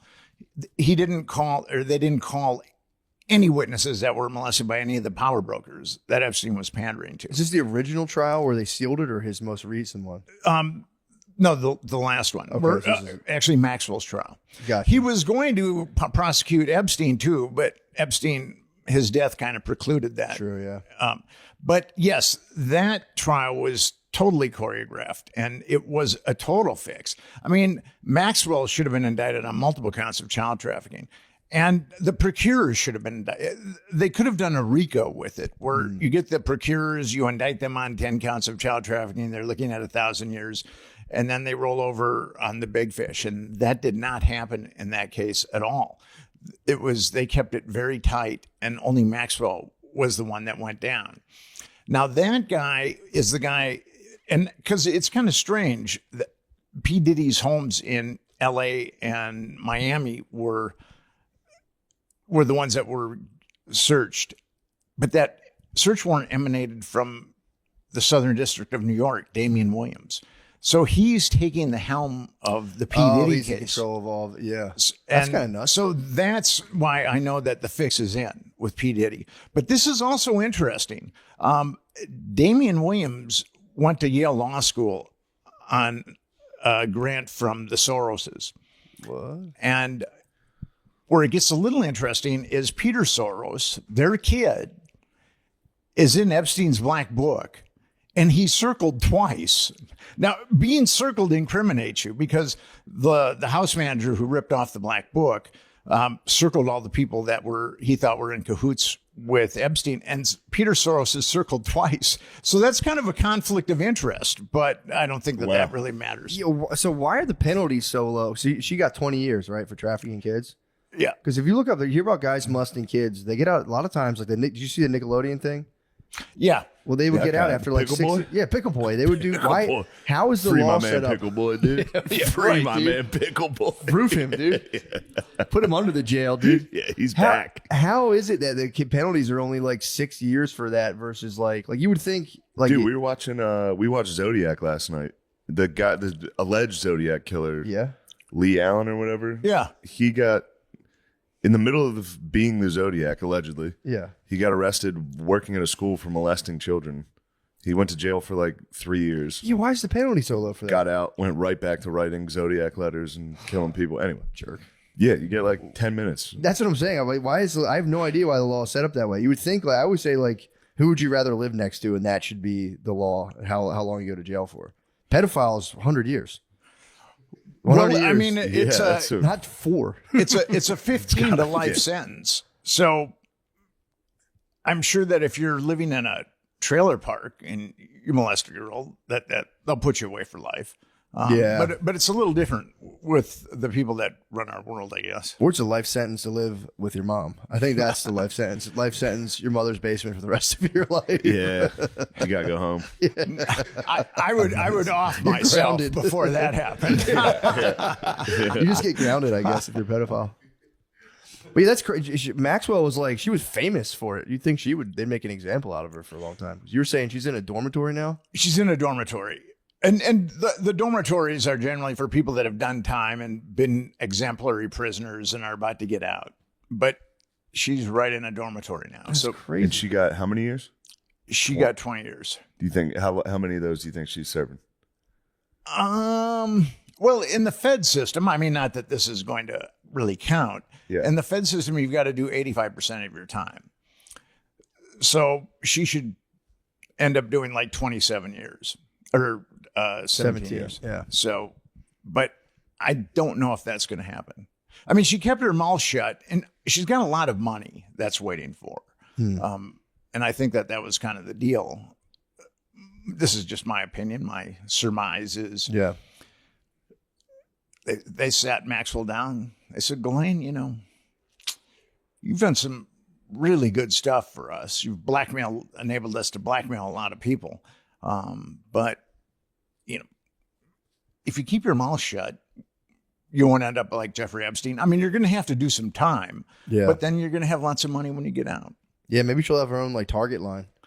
She'll have like home goods Target line. Buy Ghislaine Maxwell. I was thinking, I don't know if Target would stoop that. Maybe Walmart should have her own Walmart line. True. I'm a Minnesotan, and Target began in Minnesota. True, So true. I have kind of a My bad. special affinity Excuse for. Although what's kind of strange is I think Walmart and Target are kind of a jump ball, but as far as like quality and service and things like that. But people in New York actually have Target bags. It's almost chic to have like a Target bag. I've never ever seen a Walmart bag. Someone using a Walmart bag in New York. Yeah, they'll walk around. Usually they're homeless if they're walking around. Yeah, if you got the Walmart bag, things That aren't is going not. well. Yeah, that's not a Louis Vuitton purse by any means. Well, actually, I saw a homeless guy in New York a couple of weeks ago. He had like 8 Target bags. No. So he was doing well. homeless chic. Yeah. Well, so the Diddy thing, you think Diddy's go? I wonder. I don't think Diddy thinks he's gonna go down. Where do you get that? I just think about it because it's like they were saying like, well, they were like he could just flee the country, but I was like, I don't think he thinks he's gonna. Somebody just told me that. They're like, Matt said he doesn't think he's going down. I was like, hey, is Matt fucking talking to him? No, I'm just saying like because otherwise you think he would flee, but if he's, I don't know. I think he is I think the boys got him. He invented the remix, dude. You think he's not going down? Now that's a valid point. Because otherwise, he has the means to. He's a flight risk. He could take off. I would think that there's a eye in the sky on P. Diddy. You think it's like, okay, that makes I sense. think the people that raided his house are Yeah, true. pretty powerful. True. I think they got a good location on that guy. Yeah. They're like, we know you got blackmail stuff.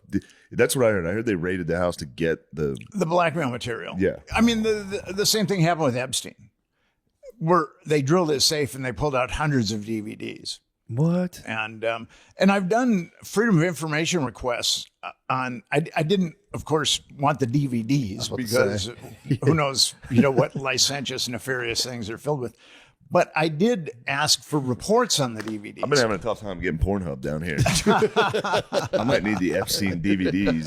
The box set. The box set, dude. Get the portable DVD player going in the bathroom.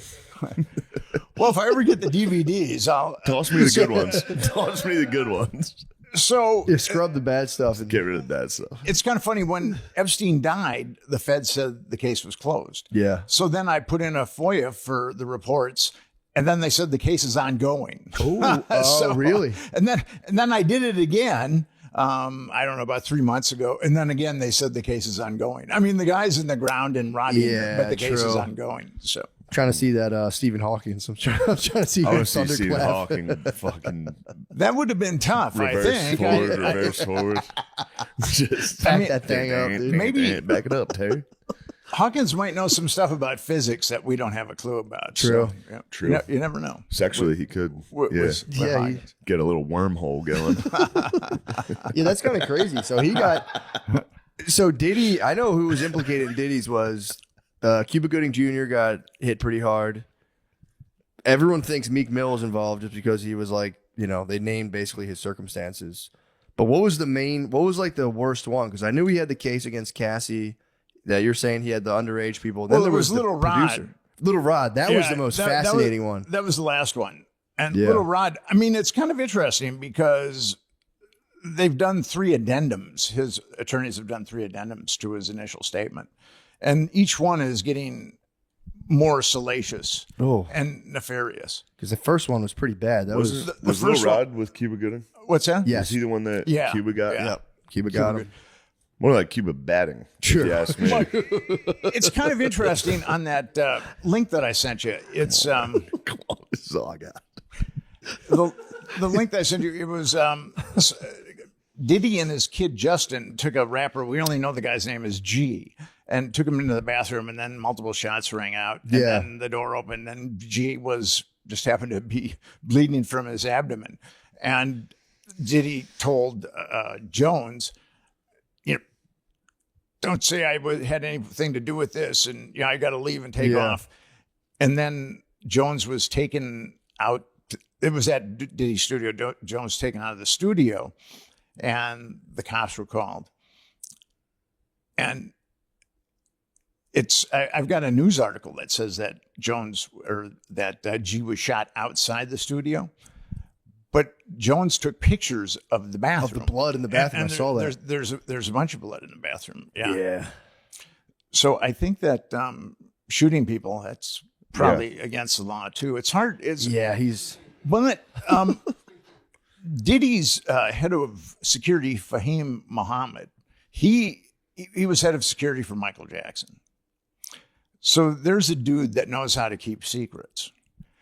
And according to Jones, he's a fixer. He's really tied into the LAPD. And what's really interesting with that is, Michael Jackson was getting prescription drugs from all over, and he was using pseudonyms like Josephine Baker, and I think Jack London was one of them.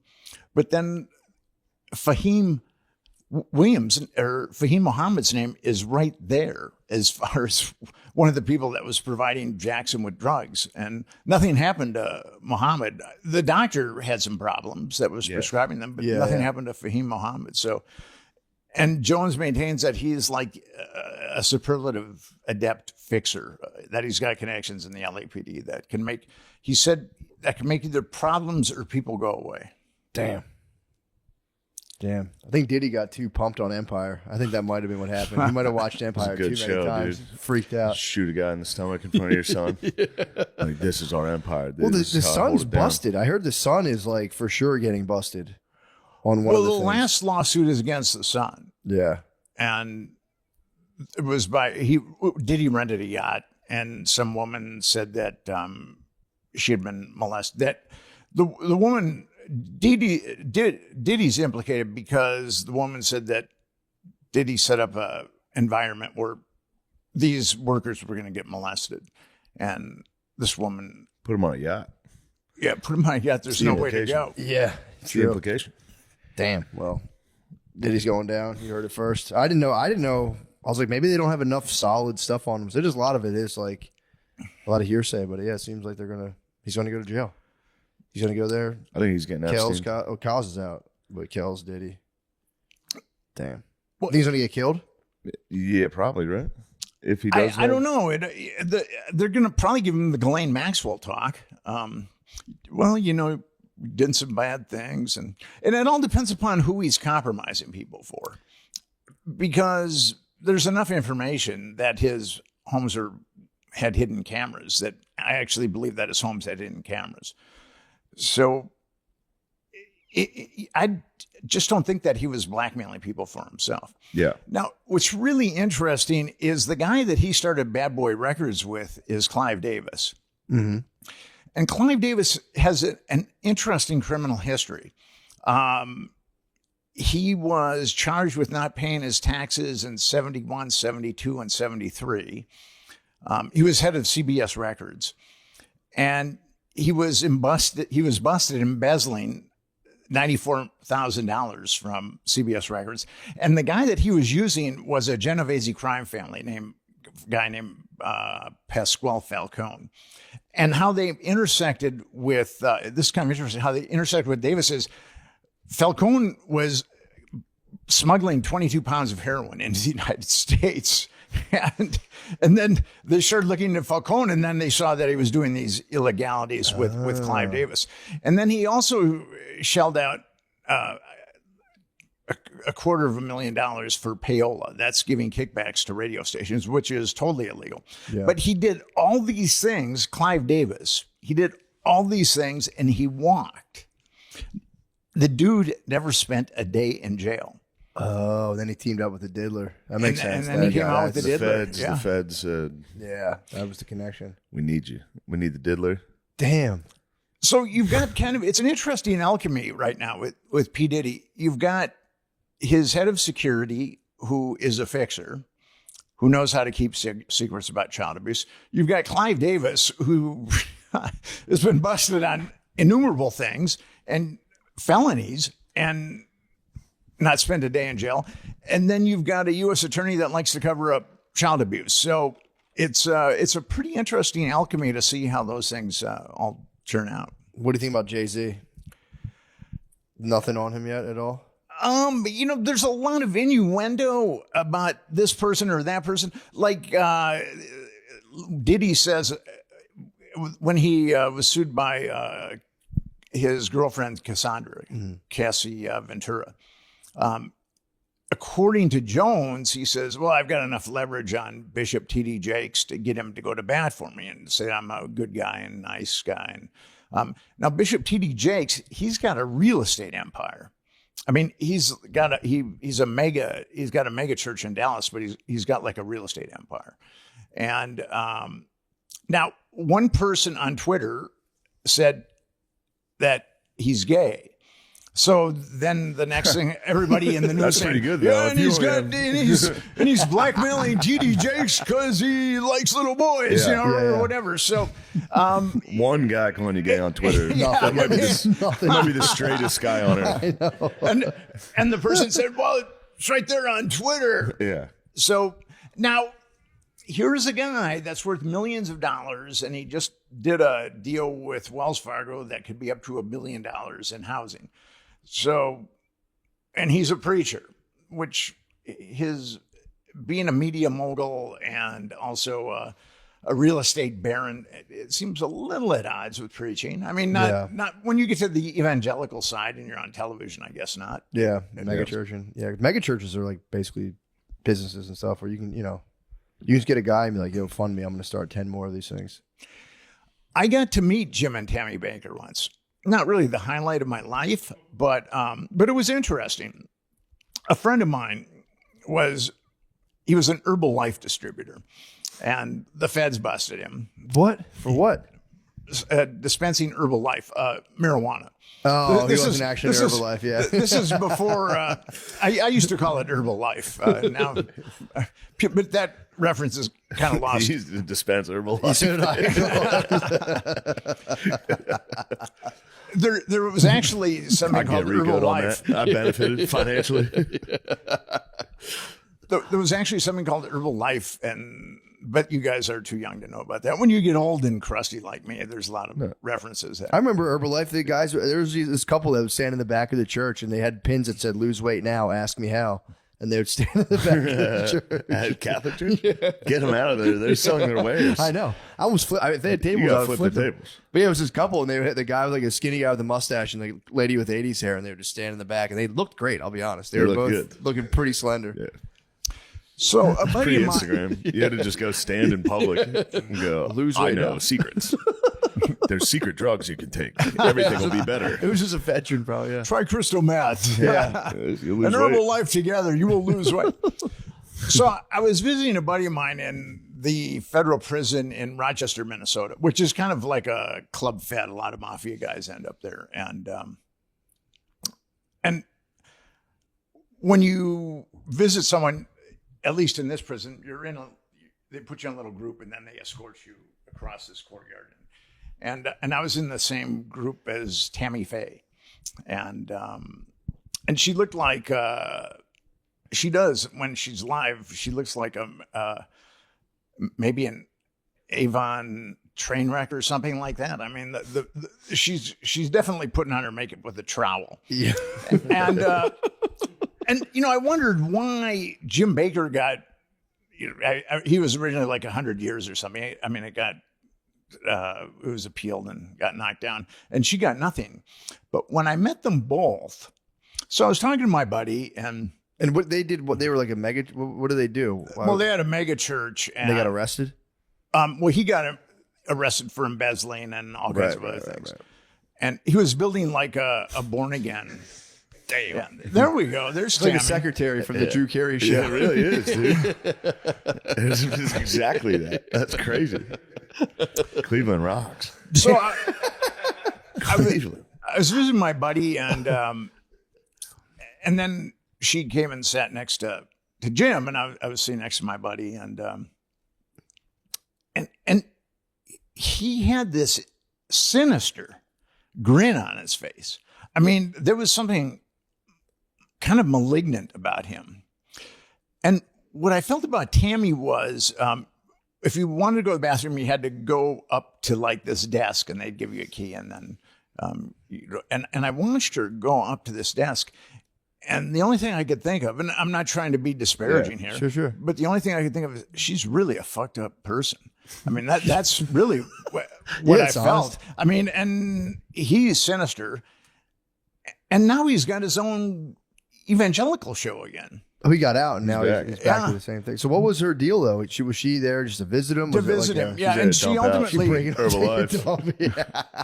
Just dumped out some Herbalife. Did they get conjugals? Did he get conjugals in there? I bet he was smiling. Conjugals I don't think there's any more conjugals left. They don't do that anymore? Not that I'm aware of.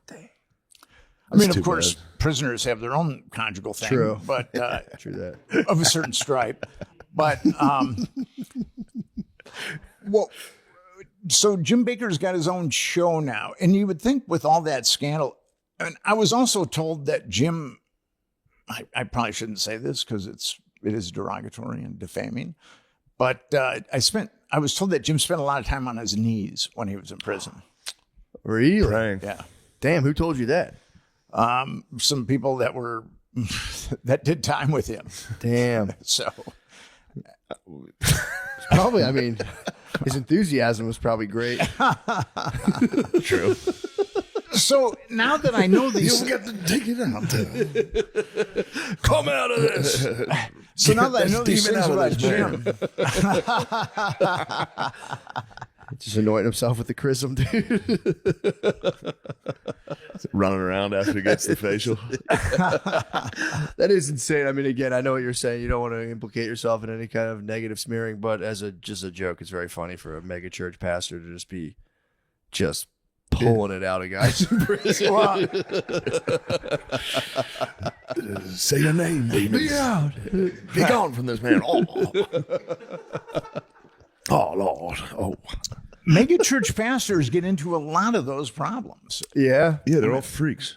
Yeah, it's and I feel sorry for the people that believe in them and then ultimately end up giving them tons of money. And Yeah.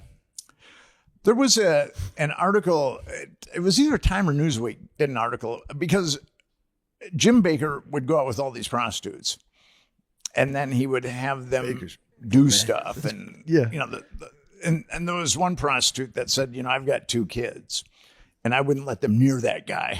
So, and here he Damn. is preaching to millions of people every Sunday. Really? She was like, he was too, I guess he's got some aberrations. some requests. Time magazine and or Newsweek, I can't remember which one, really didn't delineate on those aberrations, but I think that we can, from the anecdote that I've told you about is stay in prison, I think we can maybe Yes, extrapolate True. well. Yeah. Probably some. All right, so final thoughts on the diddler? I think he's going to go down. But here's the thing. Diddy just didn't have musician friends, but he was plugged into politics, not quite like Epstein. Vote or but, die. but Oh, even- yeah. I forgot about Yeah, he was old. He was, yeah. Yeah, true. and he also had a lot of sports people too. So going to his, well, he had regular parties and then he had what he called freak off parties. Yeah. And it's going to be interesting to see if any other people are going to go down. And the feds can be very persuasive. I mean, they can say, Diddy, you made a lot of money. I mean, we can take it all. Yeah, true. And put you away for 1 million years, and then, or else you can go gently into that good night, and you can keep your money, and we won't arrest half your family. Damn. I wrote a book called Confessions of a DC Madam, and it was about a guy who ran a gay escort service in Washington D.C. and there was a CIA asset that would use his escorts to frame closeted guys. It was a blackmail operation. And here's the guy, he was a mortician. That sucks. So, just being a guy fucking a gay prostitute and then be like, gotcha. And be like, fuck. We filmed you. That would for real. It's so suck. with Henry, he was a mortician, but he was raised in like the southern corner of West Virginia, where people, preach with snakes and things like that. And so Henry moved to DC, and he'd been closeted this whole time. And then through a weird set of circumstances, he bought an gay escort service. And from a guy that was dying. And Henry is really brilliant as far as a marketer. So what he did is he opened up the yellow pages and he started calling all the escort services, which are generally fly-by-night operations. And if the phone was disconnected, he'd call up the telephone company and he'd say, I'll pay for the arrears. So he ended up with like half the escorts in the DC yellow pages. True arrears. True, yeah. Rear enders. Butt sex. So his dying friend was like, "Yo, I'll sell you. I'll get a fire it was sale actually on a stable full it was someone gay he men." met who was like a gay version of the Chippendales. Well, Introduced him to this guy. So, and he just and there was a guy. Okay, so with Henry. Now, here's a guy that was running a gay escort service. I mean, all he was doing was running a gay escort service. Yeah. I mean, he's And not he was buying- gay too. You said Yeah, he was yeah, gay, he in was the gay. closet, and then Yeah. he bought. He's an innocuous guy. He's a very Sure. gentle guy, very quiet, unassuming. I mean, Yeah, gay. yeah, you would never know that. I know, if you yeah. just met him, you'd never know Sure, the kind of sure. history he had. So he was indicted on 46 RICO counts. Damn. So he was looking at 395 years in prison. And this is what the feds said to him. Henry, we've used your escorts to compromise a lot of guys, and we appreciate that. And we're going to make a deal with you. We can put you away for 295 years with all these RICO indictments. Yeah. And that's in gay years or regular guy years? That's like 20 in regulars straight. So they said, Henry, we'll give you a consolation prize. You keep your mouth shut and we'll only put you away for 5 years. Whoa. So he took the deal. But he was totally sold down the river by his attorney, who was Greta Van Susteren. I mean, what she did to him was pretty egregious. What'd she do? She basically sold him out to the government. Anything that the government wanted to do. Oh, it sucks. She allowed them to do. And she's a Scientologist. I don't know if you guys are familiar. But she got Henry to go to like Scientology boot camp and get cleared. He actually, if you got clear. Once you're cleared, you get a blue cake. And then Henry actually got a blue cake. But then he had to go back and get sentenced. And oh, he got clear before he went to jail. Yeah, he had some time. Got blue caked. He had some time to get cleared before he went to prison. That's cool. But that's what happened with him, is that he was made that deal, and I can see Diddy being made that deal. Gotcha. That makes sense. He's gonna, the power brokers will. Yeah. I mean, how about people just stop being sexually impious and we wouldn't have these problems? Speak for yourself. I think in this day and age, that's kind of yeah. I don't know if that's possible. Yeah, well, I feel like now they can just grab the web history off people. They can just snag your Pornhubs and be like, yo. I'm really glad that I was a wild kid in my youth. And I'm really glad that smartphones weren't around in my youth. Dude. And YouTube wasn't around, or else I don't know if I'd be able to be a journalist, a respected journalist today. I mean, not that I'm that respected, but I'm somewhat respected. You're on this podcast, so it's pretty good. True. Yeah, no, this is where all the respected journalists go. Being plugged into phone porn from 12 is like pretty wild. Yeah, I've been reading about that. It severely messes kids up. That yeah, I would think. Yeah, Gardini's young. Yeah, Gardini's victim. He's an absolute deviant. But then the thing about Pornhub is they've been busted like nearly 120 times with minors. I mean, you would think that they get shut down after 10 or 20 or 30 or something. Putting out vids of minors, basically? Or just like child labor laws, like having like data entry. And actually, there's been some girls that were minors that have sued Pornhub. From their stuff being out. Yeah, that's... Yeah. Dang. Everyone has to upload their ID, dude. That's what they do in Texas now. You have to upload your driver's license. Yeah, I read about that. I like that. Not necessarily a bad idea. Obviously, probably a good thing, but yeah, it's fair. It's dampening my jacks. Yeah, it's put a real damper on my jacks. You just go on and you're immediately reminded of child sex. Yeah, true. You go. What do they say? Like, I jack off to that. I don't need thumbnails anymore. I jack off to the governor's warning. I go, oh my God, this is bad. There's so much porn behind this. That's innovative. Yeah, we just set up jacking off to your own license. Like, fuck it. This is a crazy photo. It doesn't even look like me. The thing about it is, I'm sure you've got narcissists out there that do that. I mean, yeah, especially your license photo. That'd be crazy. All right, I think that's supreme confidence. We need to make the move, dude. We need to discuss the truth about Watergate. Oh, yeah. What's going on here? The truth about Watergate, that's my last book.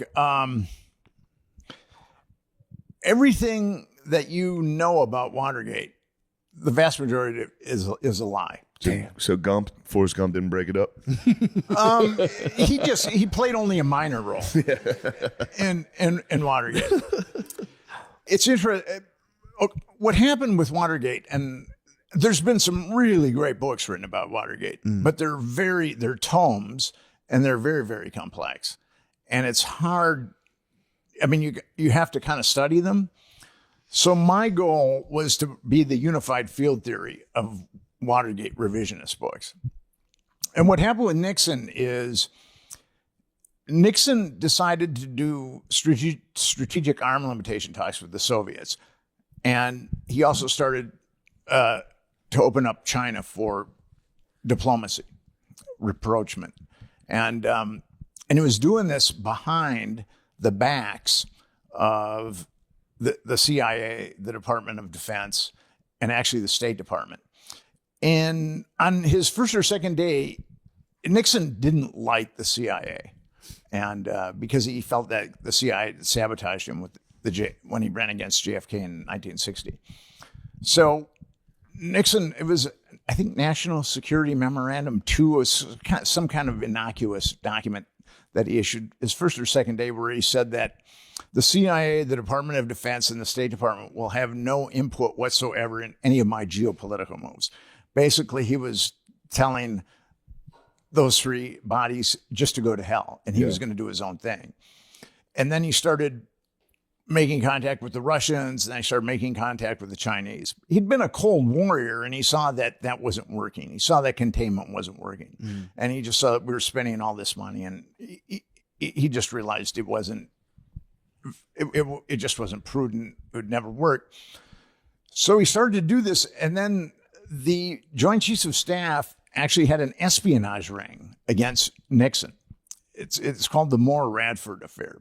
Thomas Moore was head of the Joint Chiefs of Staff. He was an admiral.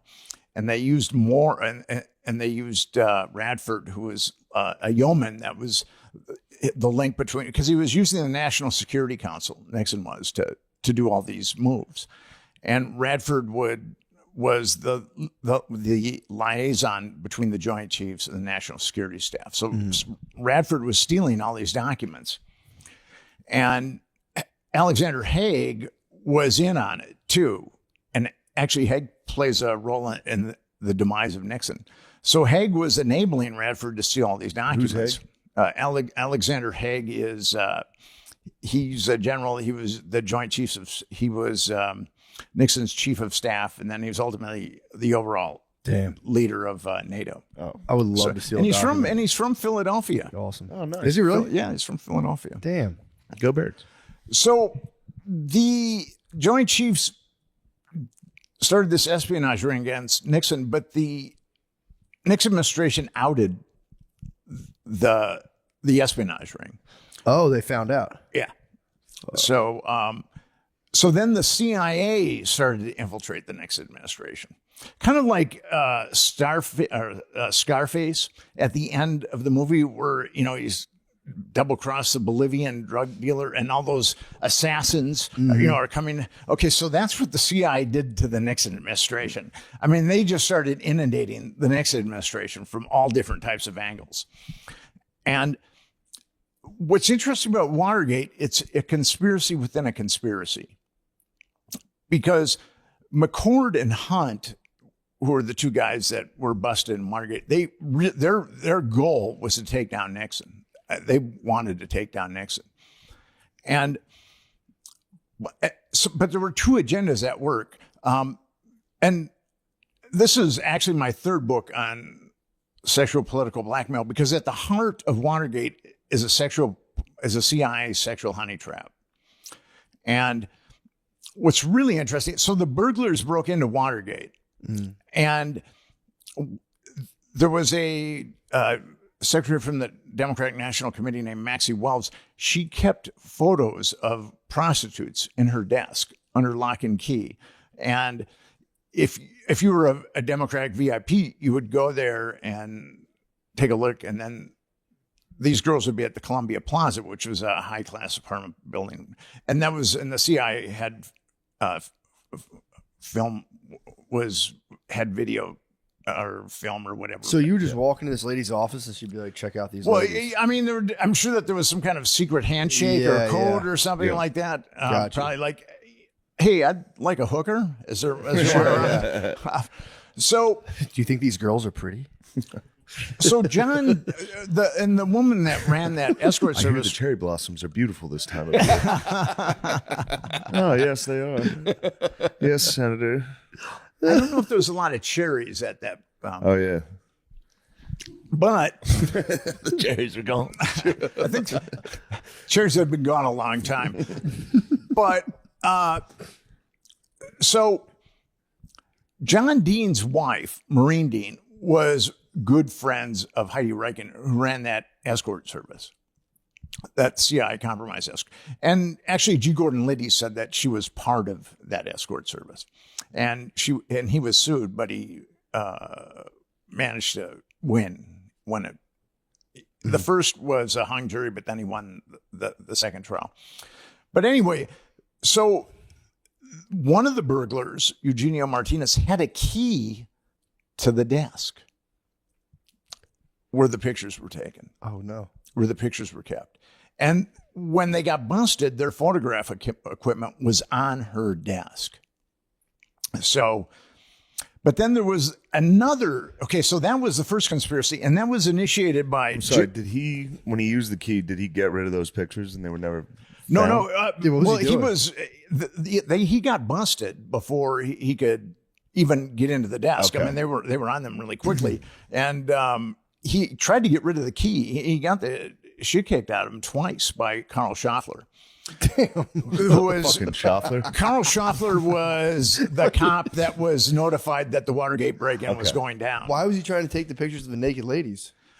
I think that they wanted to take as many Compromise pictures Democrats, or- pictures of whatever documentation, women, anything that they possibly could. And this was a CIA guy stealing the ladies? Okay, so Yeah, let's I'm confused. hold on. The lady's name was, what was the wife's name again? Maureen Dean, John Maureen Dean's Dean. wife. Gotcha. Who's John Dean? Okay, so John Dean was counsel to the president, Okay. and he was the guy that supposedly saw that that the Nixon administration was awash in moral turpitude and corruption. Gotcha. And he's the guy. He had a book called. It's actually a great piece of fiction. It's called Blind Ambition. And he was the guy that turned on Nixon in the Nixon administration.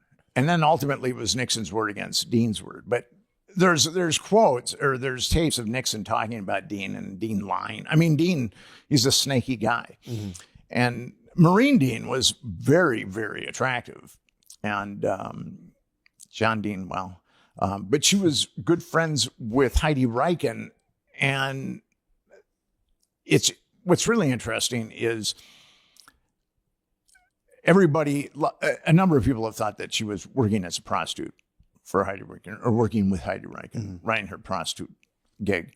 And now, John Dean's book was Blind Ambition, and Maureen Dean was Watergate, A Woman's Journey. And they both say that they met in L.A., that Maureen Dean was living in L.A. when they met. And then they had a torrid romance. And then Maureen Dean flew to Washington. And then that was it. She moved in with John Dean. Mm-hmm. But I found an article in the Washington Post where it's talking about her working for the government before that. So either they're lying in their books or the Washington Post is lying because it's out of the. If you take that chronology in the Washington Post, it's because people have said Maureen Dean was a hooker, but it never made any sense to me because she flew back to Washington, D.C. and she lived with John Dean. She didn't need to be a hooker to make money. But according to the Washington Post, she was already in Washington, D.C. when she met John Dean. So with that timeline, it's definitely feasible that she could have been a hooker with Heidi Reichen. And plus, her and Heidi Reichen were very good friends. That's pretty much proven. Gotcha. So what did they actually nail him for? So you're saying that Nixon, if I'm right or wrong, but I don't know if I'm right or wrong, but it's like Nixon's people had this prostitution thing going on, and they tried to expose that, and then he caught them trying to do that. Okay, so what happened was Nixon didn't know anything. He didn't know it was okay. He didn't know anything about any That's of kind this. of my question. And actually, the top people in the Nixon administration didn't know about Watergate. They knew nothing about Watergate. And it was Jeb Magruder, who was the acting chairman of the committee to reelect the president. And it was John Dean that sent them in there to the Watergate. And the story I was always, they were just in there to steal what, Democrat, like, political plans? Well, dirt Dirt. They were just in there to get dirt on the Dirt. on The second Democrats. time, the first time, actually, there were 2 break-ins. The first time was dirt, or the first time was, any kind of documentation. But the second time was definitely dirt. Okay. I mean, that's why they had the key to Maxie Wells' deaths. Yes.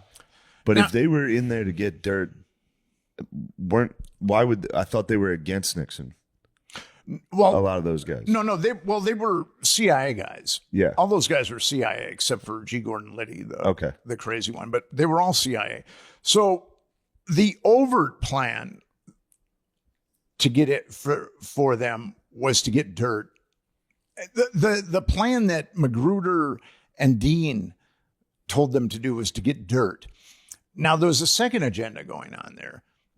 Those CIA guys, McCord and Hunt, had infiltrated the Nixon administration, like those assassins in Scarface. And their goal was to get Nixon out of office. And they had the opportunity because that was that whole thing was a setup. McCord really hated Nixon, and Hunt didn't like him at all. And just to make sure, they're going to steal him out of the office? What's that? So they kidnap him, steal him out of the office. So how are they going to do it, though? Are they just going to like plant something or just like look for bad Or stuff? just intentionally get caught. They were just going to see how it went true. out. But then there's the media side of it, too, which I can get into a little bit later.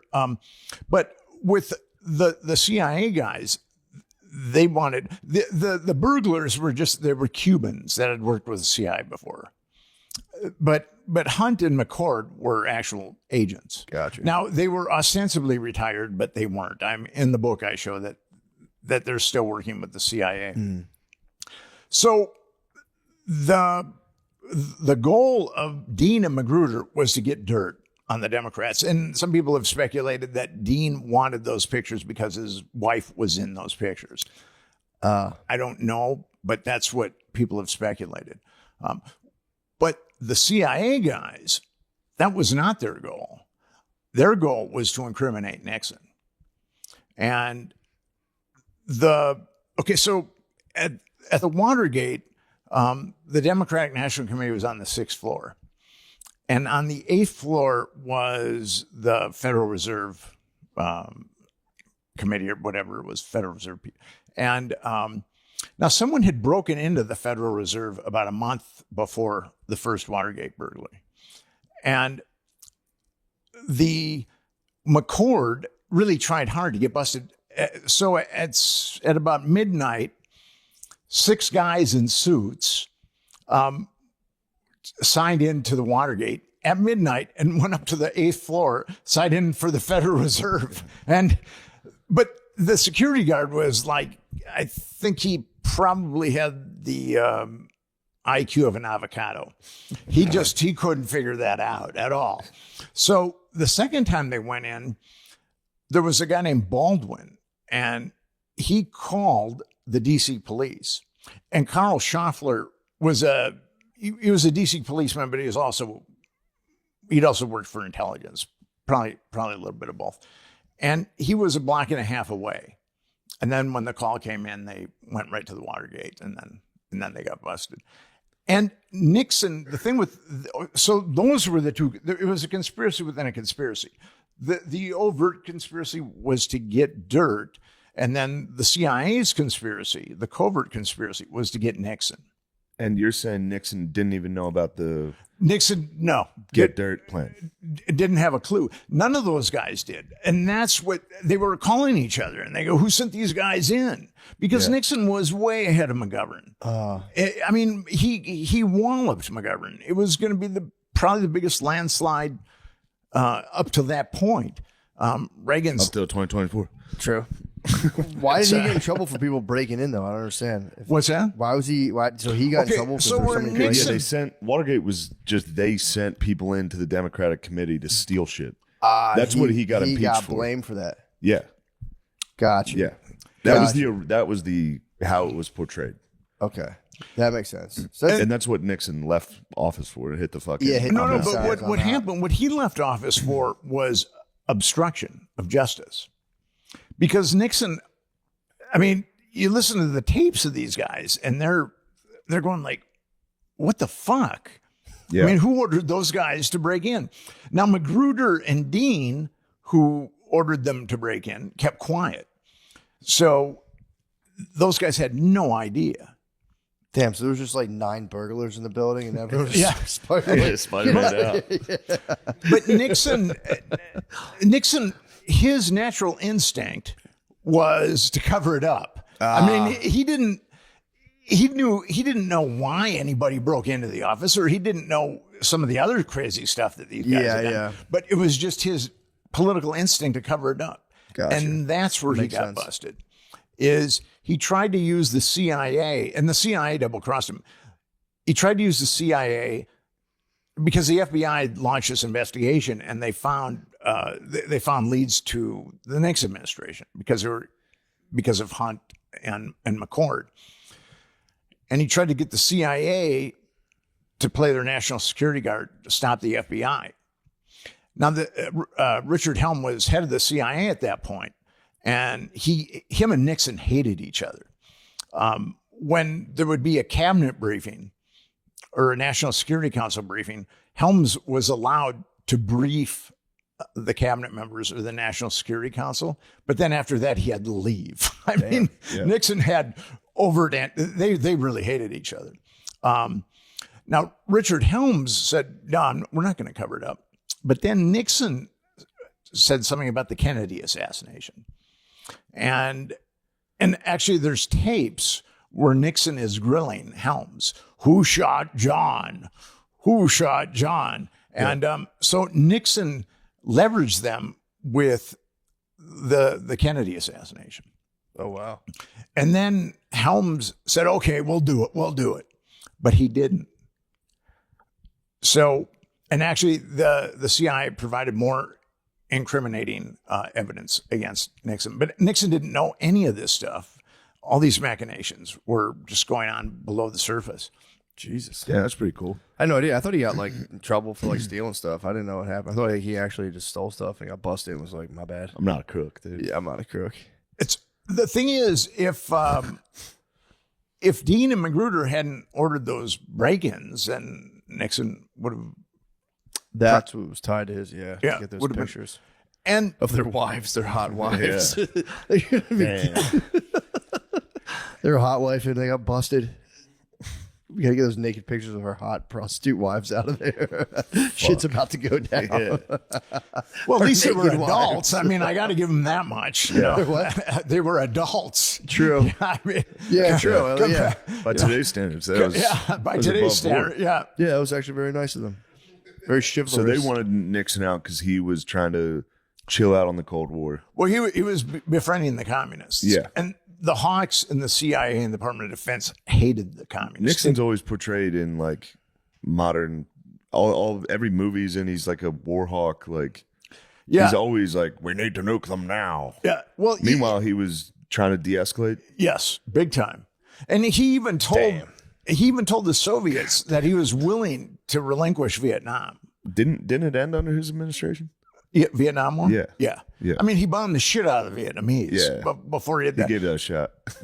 But Nixon is kind of split personality. So he really worked hard to do a arms deal with the Soviets because he saw the nuclear escalation. And actually, he cut the fence by 64% in his administration. And he did some positive, like OSHA, and he wanted to give health care for everybody, all Americans. He enacted some the Environmental Protection Agency. I mean, that was also a Nixon initiative. He did do some good things. Now we just look at him as evil incarnate. But but it was so. What was really interesting about this is Woodward and Bernstein were essentially the guys that the two reporters that brought him down, and they're the most pathological liars of probably anybody in the entire Watergate saga. It's really interesting. And Ben Bradley was the editor of the Washington Post, and he was a CIA guy too. So, and Woodward was also a CIA guy. Bernstein just wanted money for nothing and chicks for free. I mean, he blew all his money on prostitutes and coke. Yeah. And he had a tough time after that. But Bernstein. and so what's fascinating, I mean, people think that those two are like the Mount Rushmore of journalism. And I mean, what's amazing about them is they're telling lies when they don't even need to lie. I mean, a lot of time they need to lie, and I understand that, but they're telling lies when they don't even need to lie. It's kind of amazing. What were some of the most like egregious lies? Deep Throat. Okay, Deep Throat was the guy that gave Woodward all the dirt on Nixon to take him down. Mm-hmm. Now, Why did he call himself Deep Throat, by the way? What's that? Why did he call That himself was Deep back Throat? before it was really fucking. It really was. I remember even as a kid being like, "Why do they call him Deep Throat?" I don't like that. Didn't they make a porn like Well, right there- away? there was- That like popularized. Did it really? That Yeah. being like that's Oh, that's sexual. Deep Throat. Yeah. There was a very popular porn movie called Deep Throat, and that's what Woodward. Oh, he just named himself after it. That's pretty sick. Oh, he named himself after it. Well, he named his source Deep Throat. Oh, okay. Was the porn out before he named it Deep Throat, The or did the porn wa- come from the Deep porn Throat? was out, and then there was a Supreme Court battle over it, and then the porn, and then Oh, it was okay. back in. I Damn. believe by the time. My political Well- name would have to be Thick Latina Mommies. The source, Thick Latina Mommy, is here. He's here to give us all his secrets. Amateur Latina Mommies. Stepmom Stuck is here. Yes, the dossier. So he Girlfriend named himself. experience. Girlfriend experience is here. He named himself after a porn. That's crazy. All right, No, so no, Deep- he didn't. Woodward named him. named him after his Woodward. favorite porn. Fucking sick ass. That's crazy. That's fucked up. If I was Deep Throat, I'd be like, what the fuck? Because he was briefing other agents. They'd be like, my source, Deep Throat. Like, all right, dude. And Deep Throat hid his identity, right? So Totally you can't- hid his identity. You can't be like, dude, stop calling me Deep Throat. you just have to be like, fuck, I'm Deep Throat now. What if you briefed all the other guys? You'd be Yeah. like, well, Deep Throat. They'd be reading the thing like, dude, can you stop calling him Deep Throat, please? Mr. Blue is fine. Yeah, Mr. Blue works.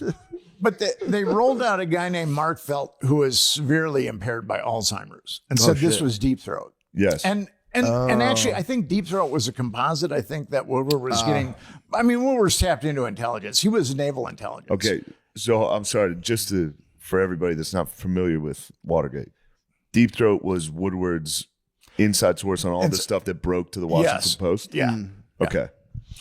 So Woodward said that he had this elaborate system that he'd contact Deep Throat, that he would move this flower pot Yes. on his balcony. Okay, so his apartment faced a courtyard. So Deep Throat couldn't have just driven by Yeah. and seen the balcony. He would have to go behind the parking lot.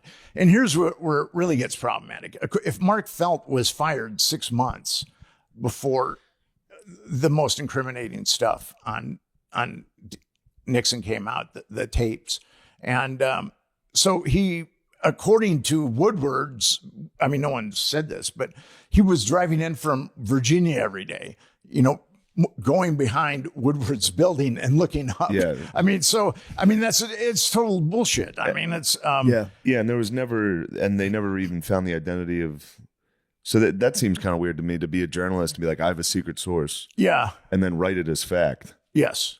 That seems outrageous. You can literally make anything up and say, Yeah, I have a true. secret source. And especially, I mean, with all the lies that I catch him in. And then it's kind of interesting if Deep Throat ostensibly wanted to contact Woodward, he would take the New York Times and then he'd put the time, a clock on whatever page, and then the paper would be delivered to Woodward. But the problem is, all the New York Times that went to that particular apartment building were just put in a pile. Yeah. they weren't. They weren't put in front of Woodward's door. So the whole thing about Woodward is, and what happened was, as Watergate started taking a toll on the Nixon administration, he had to start firing people. He fired his chief of staff, Halderman. He fired his domestic czar John Ehrlichman. He had to fire his Attorney General Richard Kleindienst. And Alexander Haig was such a great shapeshifter. He had been in that administration because he'd worked for Nixon or worked for Kissinger at the National Security Council. And Nixon really liked him. Haig hated Nixon, but Haig was a really cunning sociopath. So he became Nixon's chief of staff, which was the biggest mistake that Haldeman ever made, H.R. Haldeman. When he got fired, he said, well, try Alexander Haig. And it was Alexander Haig that provided the really incriminating stuff. Gotcha. But here's the thing. Woodward and Haig lied. They said they hadn't met each other until 1973. And Woodward was debriefing Haig in the 1960s when Woodward was with Naval Intelligence. So that... Woodward was Naval Intelligence before he became a journalist? Yeah. And Jesus. here's what... Free Nixon, bro. Yeah, true. So what's interesting is, and I'll tell you just how crazy the Woodward story is. So Woodward, he graduates from Yale, and he's accepted to Harvard Law School. And then he ostensibly goes to the Washington Post after he's been accepted to Harvard Law School and says, you know, I'd really like to be a reporter. I tell you what, I'm gonna, how about if I write for you guys for 2 weeks? And then if you don't like it, you know, you don't even have to pay me. And if you don't like it, then I'll leave. So that was the deal that was ostensibly made with the Washington Post. And then they put him, ultimately he ended up in the AAA system of the Washington Post in a weekly in Maryland. And he drove a Carmen Ghia. He lived in a very nice apartment. There's no way that he could, and I demonstrate this in the book, there's no way that he could have paid. Woodward was definitely a spy at that point. Yeah, I get what you're saying. There's no way he was making enough And money. then the Washington Post brought him back. And then 9 months later, he and Bernstein broke open Watergate. Yeah, that's kind of weird. They tell all kinds of other lies, but Deep Throat is definitely the biggest lie that they tell. Do you think the stuff happening to Trump now might be some sort of interference operation or what? You know, I don't know. You said it, brother. Yeah. I was waiting to ask, and I was like, I don't know. I was curious. It sounds exactly familiar. Yeah. I don't. It's really hard to know with Trump. I don't see how that guy cannot be compromised myself. I mean, but it does have the thing that reminds me of it is like the hallmarks of like JFK and Nixon, where it's like, let's de-escalate with Russia, let's de-escalate with North Korea and China. Like, why are we? You know what I mean? It seems to be that. You know, I'm willing to keep my mind open on that. Yeah. His tax bill was probably the biggest redistribution of wealth that we've ever experienced in the United States in a short period of time. So he did help the rich get richer and the poor get poorer. He's also circled in Epstein's black book. Yeah. Right. Which is pretty incriminating. And he denied being with Epstein, but an Epstein victim has come forward and said that she'd talked to another Epstein victim. They were adults, but that Trump had been kind of hard on the one victim. So hard on how so? Just a little rough. Sexually rough. Yeah. I knew it was a dynamo in the sack.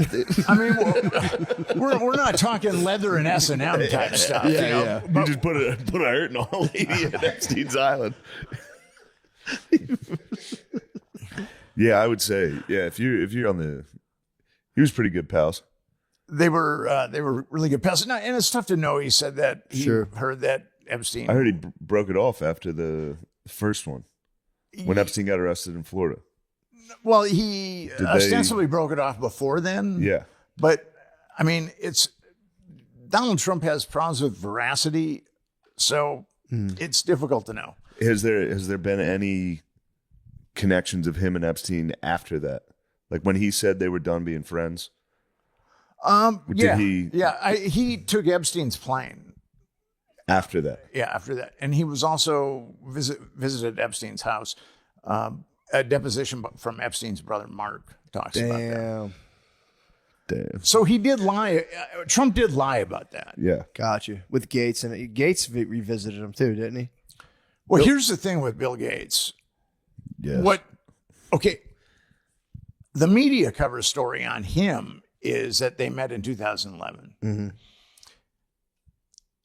The Evening Standard did an article on Epstein in 2001.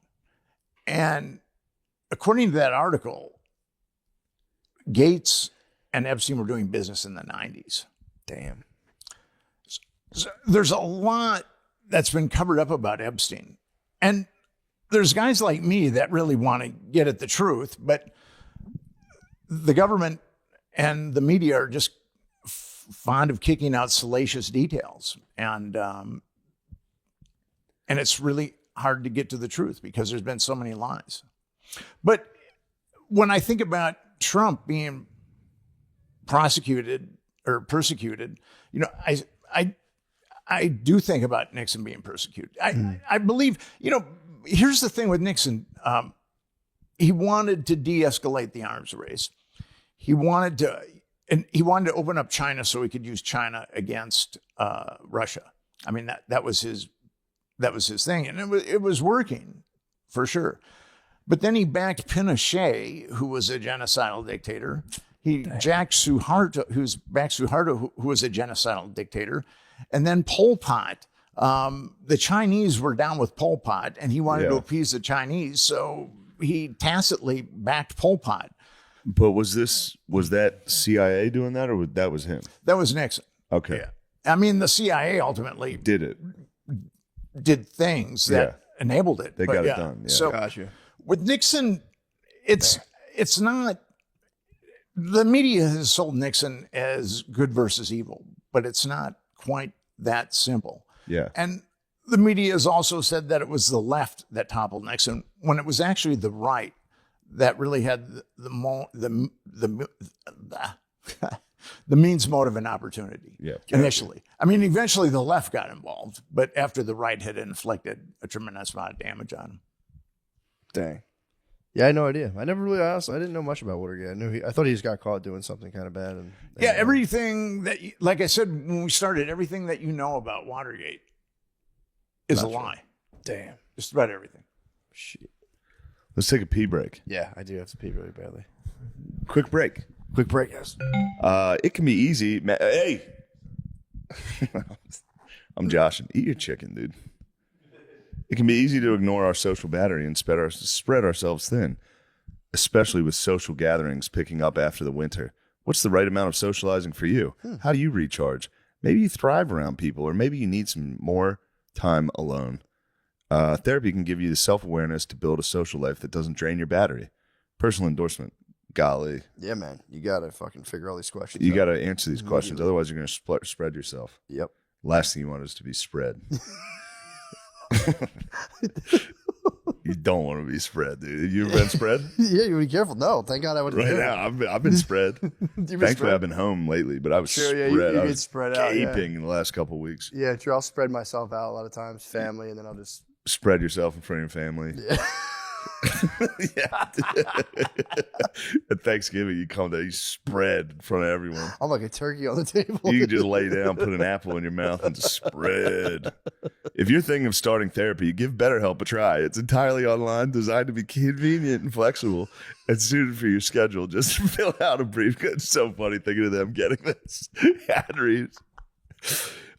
Brief questionnaire to get matched with a licensed therapist and switch therapists anytime for no additional charge. And you know that's something me and Matt love the most about BetterHelp. True. Find your social sweet spot with BetterHelp. Visit BetterHelp.com/MSSP today to get 10% off your first month. And that's BetterHelp, HELP.com/MSSP, dude. That's what I'm talking about. Think about your dad coming down at Thanksgiving and fucking spreading himself. I just like to switch up. They're like, you're narcissistic bipolar. I go, next. Try again. Nope, wrong. I demand another. All right, here we go. Ever experienced the agony of harsh smoke, throat burning, or coughing attacks when smoking cannabis? The struggle is real, but the solution is chilly. That's right. I'm talking about the smoothest way to light up, and that's with Freeze Pipe. Freeze Pipe makes a unique line of freezable pipes, bubblers, and bongs that are 80% colder than using ice cubes to chill smoke. The magic is in freezable glycerin. The magic is freezable glycerin chambers that come on every piece. Simply, pause. Is that what? Simply pop the chamber in the freezer for 1 hour, and as smoke passes through, it's instantly chilled by over 300 degrees. So every puff arrives ice cold and cough free. Yeah, I mean, dude, we can joke around all we want. Those things cool down smoke. You can't deny it. It is what it is. Those are just the facts. American owned and with over 100,000 happy customers, Freeze Pipe uses the thickest glass and market-leading glycerin chambers for a smoother experience you have to feel to believe. Ditch harsh smoke forever by visiting thefreezepipe.com and use code DRENCHED for 10% off your order. That's thefreezepipe.com and code DRENCHED for 10% off. Shop today for free shipping and smoke like royalty without paying a king's ransom. Lucy is made for your nicotine routine and delivered straight to your door. It's 100% pure nicotine and always tobacco-free. You can choose your preferred form, pouches, breakers, or gum, and you can choose your strength from 2 milligrams to 12 milligrams. Damn. 12's a lot. And I'll tell you what, I know some hockey players that would like that. Yo, yeah. Flavors include mint, apple ice. That's the hockey player's favorite. True. Espresso, mango, and more. Save yourself from the weekly gas station stop and sign up for a monthly subscription, which saves you 15%, no commitment, cancel anytime. Avoiding the gas station stop is very nice. Yeah, man. That's big for Lucy. Yeah, I might get in a fight. Personal endorsement, I go to the gas station sometimes for my gas station fix. Mm-hmm. I don't like it. That's It's why I hard. switched to Lucy, and I like Lucy. Yep. You don't have to talk to any ruffians that might be hanging out there. The ruffians there, yes. Careful. The product that sets Lucy apart is Lucy Breakers. It's nicotine pouches, but with a tiny capsule inside. That capsule contains a liquid flavor that saturates the pouch before it's even in use. Oh, fucking saturate some lady's pouch. Break it in with your teeth and boom, instant nicotine release when you need it. Let's level up your nicotine routine with Lucy. Go to lucy.co/drenched and use promo code DRENCHED to get 20% off your first order. Lucy offers free shipping and has a 30-day refund policy if you change your mind. Lucy.co and use code DRENCHED to get 20% off and always free shipping. Straight and up. Here comes the fine print. Lucy products are only for adults of legal age, and every order is age verified. Warning, this product contains nicotine. Nicotine is an addictive chemical. Shit. Oh, please. Also, this week I'll be in Las Vegas. Please come. Wise Guys, Las Vegas. Go to mattmccusker.com for tickets. Yeah, and there's a bunch of other shows. Please come. Bye. Yep. Just don't even ask. Stick Get your in there. fucking beak in the camera. Well, Get in there. sorry. That'll be quick. Me, Lemaire, and Nate's show is on May 7th at the Creek in the Cave. If you're in Austin, Texas, please come. Those have been really fun shows. Yeah, they they've are. been great. The And next now one's- Nate's with you guys. Nate's with us. It's a 3-man team now. You guys are, yeah. Pause. Resume. Ooh. Yeah, Don't ever backtalk Matt sorry, like that sorry, again. Matt. Sorry. And No, please it's come fine. to Raleigh. Good Nights in Raleigh on June 6th. Thank Oh, you. God. Now we got a big shot touring comic. Oh, yeah. Well, I wish. Thank you. Thank you. Goodbye. Yeah, before we get into the Watergate stuff, Yeah, we'll do this as like a precursor almost. Almost. There you go. Yeah, we'll do it as a precursor. yeah, because a lot of the people listening to this are young men that just young men that Yeah. have never really heard of Watergate or have just a brief summary of some names and what the overall scandal, or at least is portrayed The as. official narrative. Yeah. Okay, the official narrative with Watergate is Richard Nixon sanctioned Watergate, and the burglars got busted. And then Nixon tried to cover it up. And then that's ultimately what he was taken down for, is obstruction of justice. Okay.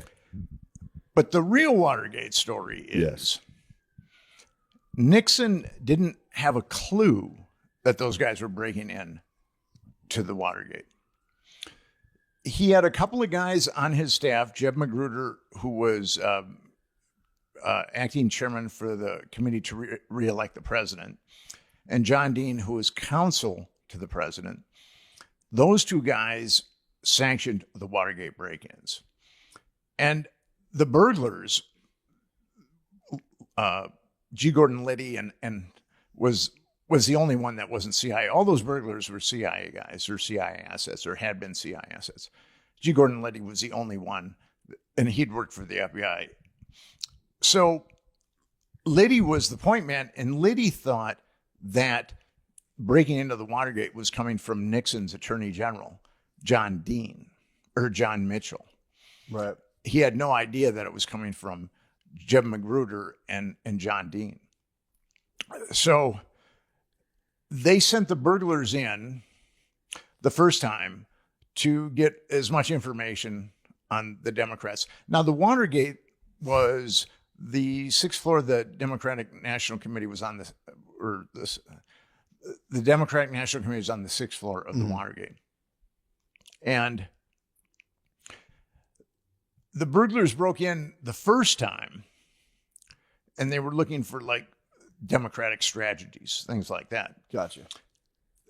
And then they broke in a second time. The first time they broke in, they didn't get caught. They did not get caught. No. And this was how long before the second break-in?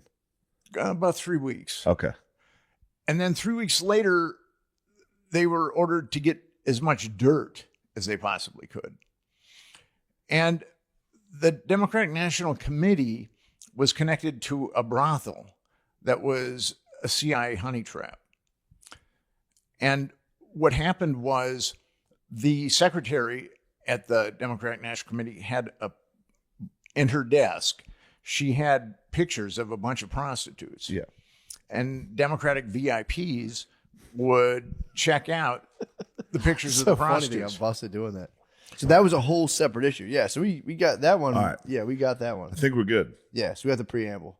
Let's fire it up right back to where we were, which was, what were we talking about? Yeah, Bill Gates. Easy. All right. We just got done talking about Bill Gates' connection with Epstein back in the 90s. Yeah.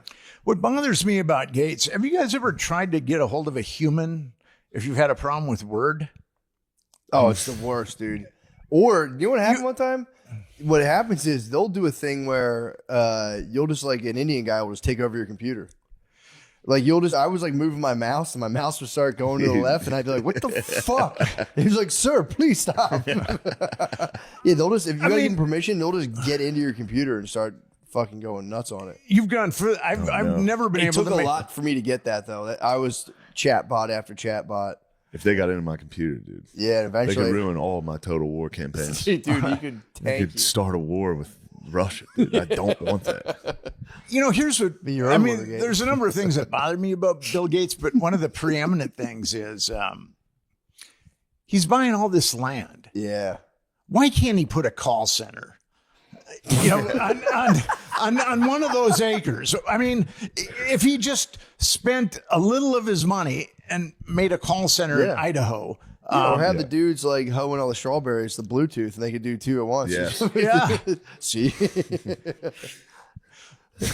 but not Billy. He's got because I'm a writer and I rely on Microsoft Word, unfortunately. Dude, and I had some problems with it about 6 months ago, and I desperately tried to talk to humans. Yeah. Can you find your Word documents that you save on the OneDrive? If I save anything on OneDrive, I can't find it. I don't know where it is on my computer. Sorry, we don't have to talk about computer No. files. Well, I mean, I can try to give you. I can try to give you some tips. I can't find the file afterwards. I'm stumped. I'm currently stumped. I try to You send. lost your files. I just try to, like, they're there, but then I try to email them to someone as an attachment, and it's just like, where is it? I'm You like, need I a don't call know. center. I do. You desperately need You a got to call let center. the engines into your computer, and those just start. Yeah, they'll get it. They'll get in there. Which I don't know how it even got in there. That was kind of nuts. I was like, what? Get out of my fucking mouse. I mean, Gates wasn't making enough money selling Microsoft Word. Now we have to rent it, and then Yeah, the suite. there's no call center. I mean, you know. Yeah, that might be his most, honestly, out of everything he's accused of, that might be the worst. Was he ever accused of laying with ladies at Epstein's? He's been outed that way. Yeah. Not with Epstein, but with some in some other scenarios. Okay. But if he's been outed in other scenarios, I mean, why wouldn't he? Why wouldn't he do Yeah. it? Then his wife was the one who like blasted him on the Epstein stuff Actually, which is a good God. according to the media, she left him because of it. because of the Epstein stuff. Yeah. Yeah.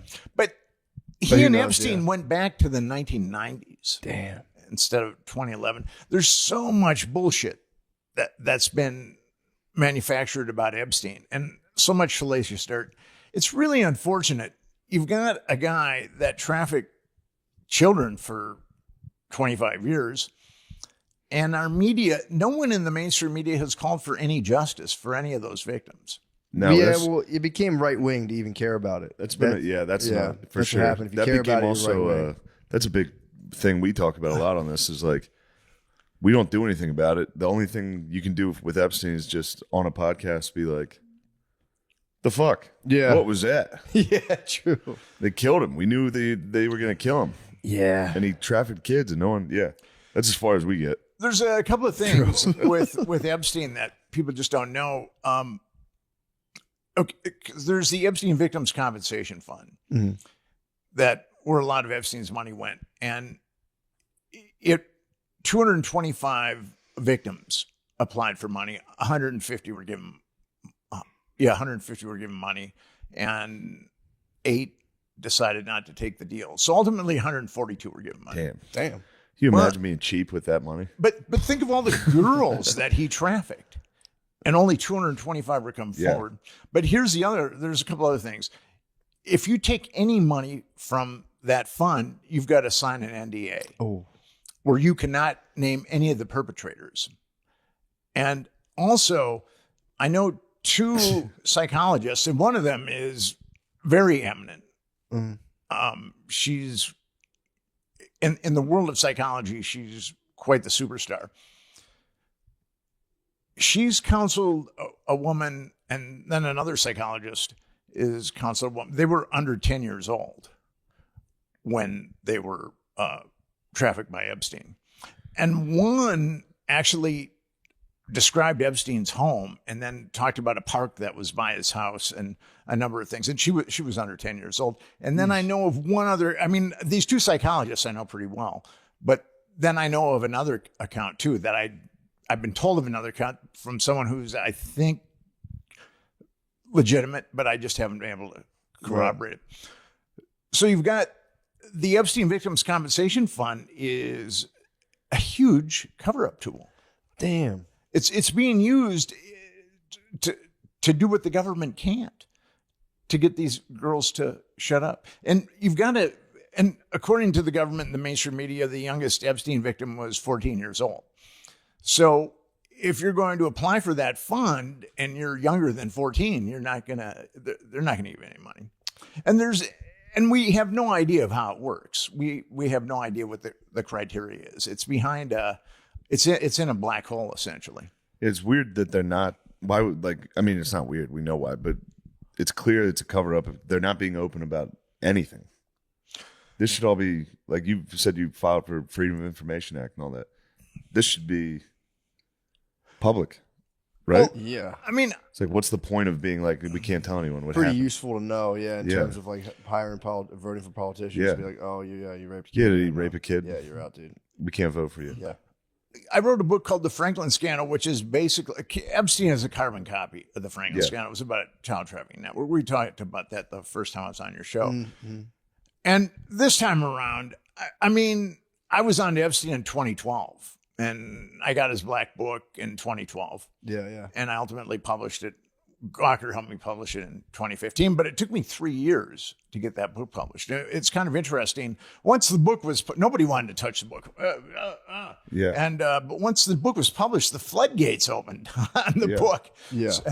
And I started an organization, a 501c3 called Epstein Justice. And what we're trying to do is to get a commission formed to actually look at the perpetrators. We want the perpetrators to be accountable, and we want to know why the government is covering up child trafficking. We have 2 simple objectives. We want the perpetrators prosecuted, and we want the government to tell us why it's covering up child trafficking. Yeah, like why did they seal the original case when he got busted the first time? That all got sealed, didn't it? The very, very, very yeah, first case way back Florida. when. A lot of that was sealed. I mean, I was able to get a lot of documents Really? from the police and also the feds. They're floating around out there. I mean, the feds, when Epstein was originally busted, the Palm Beach Police Department started investigating in 2006, and then about a year later, they they were going to arrest Epstein on 5 counts of child abuse, and they knew they had statements from 5 minors, but they knew of 17 others. So there were 22 minors there, and then that case got taken away from them, and it was put into a grand jury. And how grand juries work is a special prosecutor is chosen for a grand jury, and he's the one that presents evidence to the grand jurors who they're just regular citizens that have shown up for jury duty. And so grand juries have been notoriously easy to hijack because you just show them the evidence that you want to show them. So although, and the special prosecutor for the Florida grand jury, Barry Kirshner, he called one victim and skewered her, even though he knew about 22, even though law enforcement. Now, when it went to the feds, they had a list, and I've got that list of over 30 victims, and they didn't indict Epstein on 1 count of child abuse. Jesus. And it's interesting, a lot of your listeners might know this, but Alexander Acosta was the U.S. attorney for the Southern District of Florida. And he became Trump's labor secretary. And when the Trump administration was vetting him, they asked him why he went so light on Epstein. And he said, I was told that Epstein was intelligence and it was above my pay grade. He actually said that, and he's never denied saying that. What? Yeah, he said that. Shit. So crazy. Unfortunately, there's a rogue element of our intelligence that blackmails people. And it happened in Watergate, it happened in the Franklin scandal, and then it happened with Confessions of a DC Madam. So this is actually, Watergate's actually my 3rd book on CIA sexual blackmail. And I don't really want to write another one at this point. I mean, I'm kind of done now. Yeah. I think I'm going to start writing about fishing. That'd be nice. Fishing and picnics. Fantasy would be a nice, like fantasy novel would be nice. I think my mind is probably too dark for that, but given what I've exposed it to I've been at this for 22 years, so Yeah. it's been kind of a slog. But Epstein justice, every American knows that something is wrong with the Epstein case. Yeah. There's 3. If you've got a pathology, there's 3 ways. There's 3 phases. There's awareness, there's acceptance, there's action. And now we're at the point where Americans have to accept that the government covered this up. And then at that point, and that's a jumping off point for action. Yeah. That's true. Yeah, nobody believed that I think you got to be pretty entrenched in like the TV news to be like, no, the police were going to arrest him and penalize him, but he killed himself. It's like, I don't know, man. Yeah. He did pick a convenient time to kill himself. True. Yeah. And the guards left and the cameras turned off. And he got depressed, and he's like, And he "What's got the sad. point? What the fuck?" He missed the guards. And then his serial killer cellmate was taken out. Yeah. And Damn, he had a cellmate. I didn't even know that. what's that? He was bunking up with the guy. Yeah, with the guy that had killed multiple people. I think maybe the Bureau of Prisons was hoping that. Yeah, that guy would get it done. I mean, they're in pretty close. You're in pretty close proximity with a multiple killer. Multiple. They're probably shaking his cage, rattling his cage, Oh, trying to yeah. get every day at lunch, be like, yeah, fuck you, pussy. You won't won't do it. You fucking won't kill fucking anyone." kill anyone ever again. You're soft, bitch. Here, take this knife. That's crazy. Yeah, he was there with a serial killer. It's this guy was a former police officer who'd killed some people. Yeah, those guys go rogue, dude. Yeah, it's. I don't know if you could call him a serial. I don't know. A serial killer. I think he killed He was like a 3 killer. people. Yeah, he was a We killer. got one here right now. in In- Austin. in Heard Austin, about the really? Austin killer. Yeah. Yeah. I think they found 2 bodies like last week. Mm-hmm. No one cares because apparently it's gay guys. So everyone's going, it doesn't matter. They suspect he's gay because he only kills like young adult males Oh, that okay. leave like bars on Rainy Street. And that's where you frequent. That's not where I frequent. Careful, Sean. Sean, be careful. I'll catch him. You might catch him. You might, with I'll your lure wrestling him background. in, yeah, and I'll catch Did you him. ever hear about the Pay me Bring his lake? him to justice. My friend was telling me this weekend there's a lake in somewhere in Georgia called like not Rainier, some sort of lake where apparently it had something to do with like the slave trade back in the day and blah blah blah. But all these like younger kids will be partying on the lake and they just go under. And they'll ask their friends like, was your friend like hammered? Like, nah, I look fine. So there's the local lore that like there's these ghosts of slaves that are just like pulling down white partiers. Oh, wow. Yeah, dude, I heard about that. I was like, damn, that's so scary. That's very scary. Like ghosts Get of your ass down. Get your ass down, motherfucker. Better work on your breaststroke. Yeah, true. Yeah, true. Now, this is racist, but you'd think you'd be able to outswim. You think that's white's territory. You go, we're in the water now, dude. You've entered the white's domain. You've had your 5th white claw. You're like, whoa, whoa, whoa. Yeah, that's a tough way to go. A ghoul. You're on a paddleboard. You're like, get off me. Oh, shit. My Either way. first major investigation was into a I serial thought you killer. liked that. I love it. My first major investigation was I'm from Minneapolis, and I Sure. wrote for the Weekly, and there was a crazy woman who she ran an organization called Whisper, and she tried to mainstream prostitutes, get them out of the life. But she was so crazy that it was hard to listen to her, and she was saying that there's serial killer killing prostitutes, but nobody really listened to her because she was so crazy. And then I decided, well, I'm going to look into this, and I was able to find, I think it was like 46 women, mostly prostitutes, that have been stabbed, strangled, or beaten to death in the previous 8 years.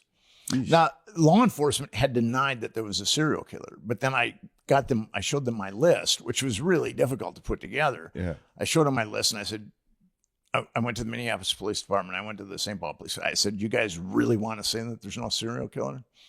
And then they kind of copped to it, but then it was a task force was formed.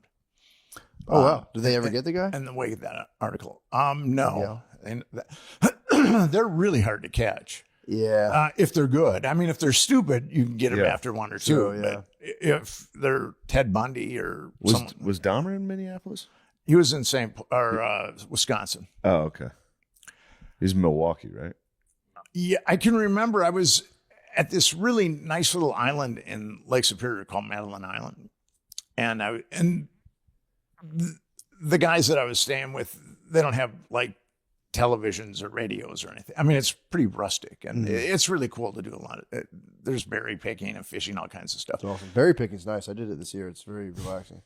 Picked blueberries. It was fantastic. It's Ate so many. we were definitely picking blueberries, That's nice. It was awesome. and I came back to civilization, and I stopped off at a diner, and that's when Jeffrey Dahmer had been outed, and I was reading the newspaper, and I thought to myself, welcome back to civilization. Yeah. Yeah. He's a cannibal. But the FBI says that there's like 50 of them at any given time in the United States. 50 serial killers kicking around? But I think that it's probably closer to 200. Jesus Christ. It's kind of interesting. Our culture, I mean, serial killers are in all cultures, but our culture seems to mass produce them more than other countries. Yeah. That is interesting. Well, what would be your insights into that? About why we have more serial killers? Yeah. Because we're number one. True. We're the best. We're Yeah, the we best are at the literally best. everything. School shooters. Yeah, we are the best. We're number one. Do we? So we definitely have the most serial. Like how far is our lead? I think Japan covers them up. I think Asia covers them up and says, no, there's no murders here. Yeah. I think we got quite the head start. If it's a 50-yard We dash, celebrate ours. They hide theirs. it's True. there was Russia gets after it, don't they? I think there's a lot there of was that Russian Russian boys. Chikatilo who Yeah. killed in excess of like 100 people. The guy here is, and he's putting them all in Lady Bird. He puts all the bodies in the same spot. Really? I mean, that Yeah, the should. cops just go and let's set up let's get some fucking True. trail cams out there. Yeah.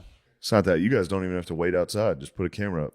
Yeah, right by the lake. Go, who's dumping sweet gardinis into the Lady Bird lake? He's looking at the camera. Party boys. Yeah. Fuck. Yeah.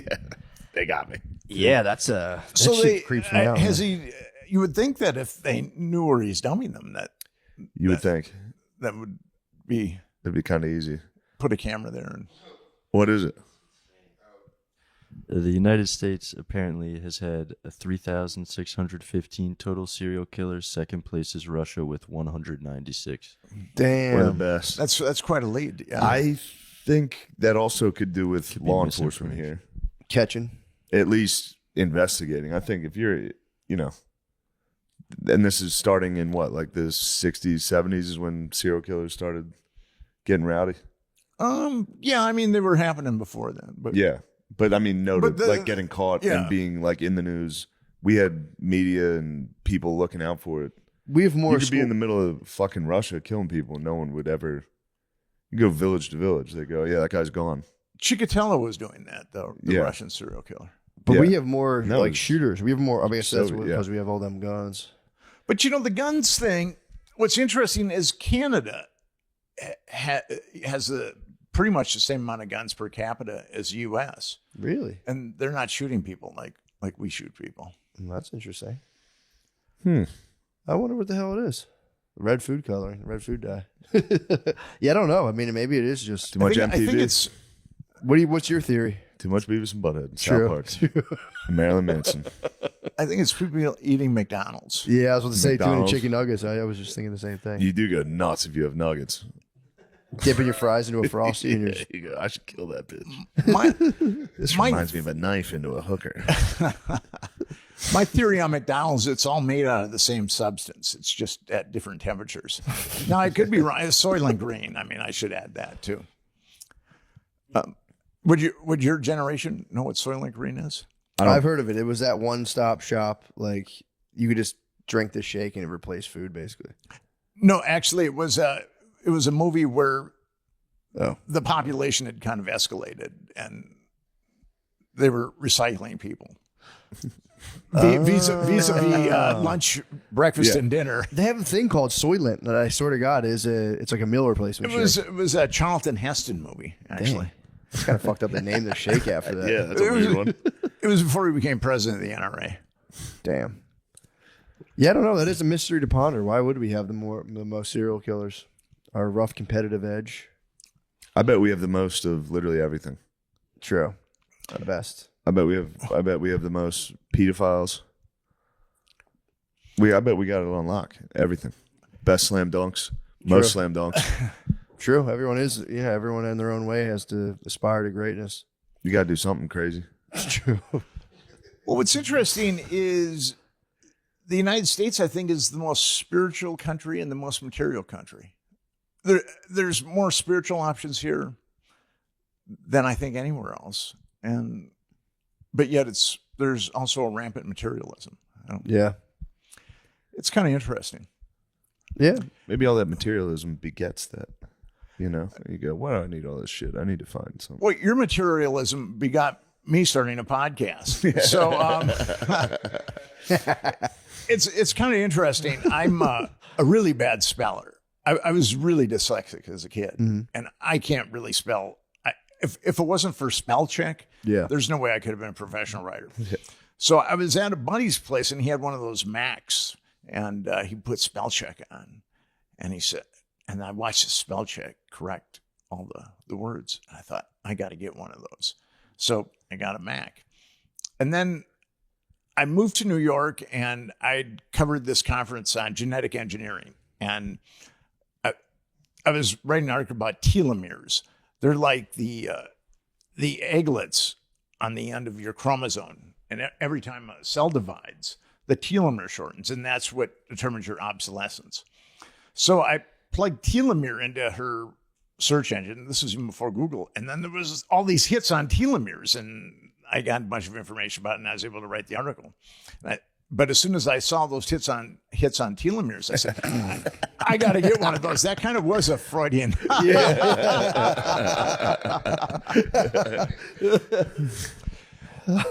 And then I did your It's and then I did your podcast, and you told me how much money you make, and I said, I got to get one of those. Saw our tits. you saw our sweet tits. Hell yeah. Well, let's get some closing arguments here. What are you thinking about? What do you want to close on? Watergate, Epstein, Future of the country. I would say your listeners go to Epstein Justice and check us out. And, it'd be helpful if you bought my Watergate book. Actually, it'd be helpful if you bought any of my books. And it's good to be back with you guys. Yeah, hell yeah, Thank you, man. man. Thanks for coming. Thank Yeah, you. man. Awesome.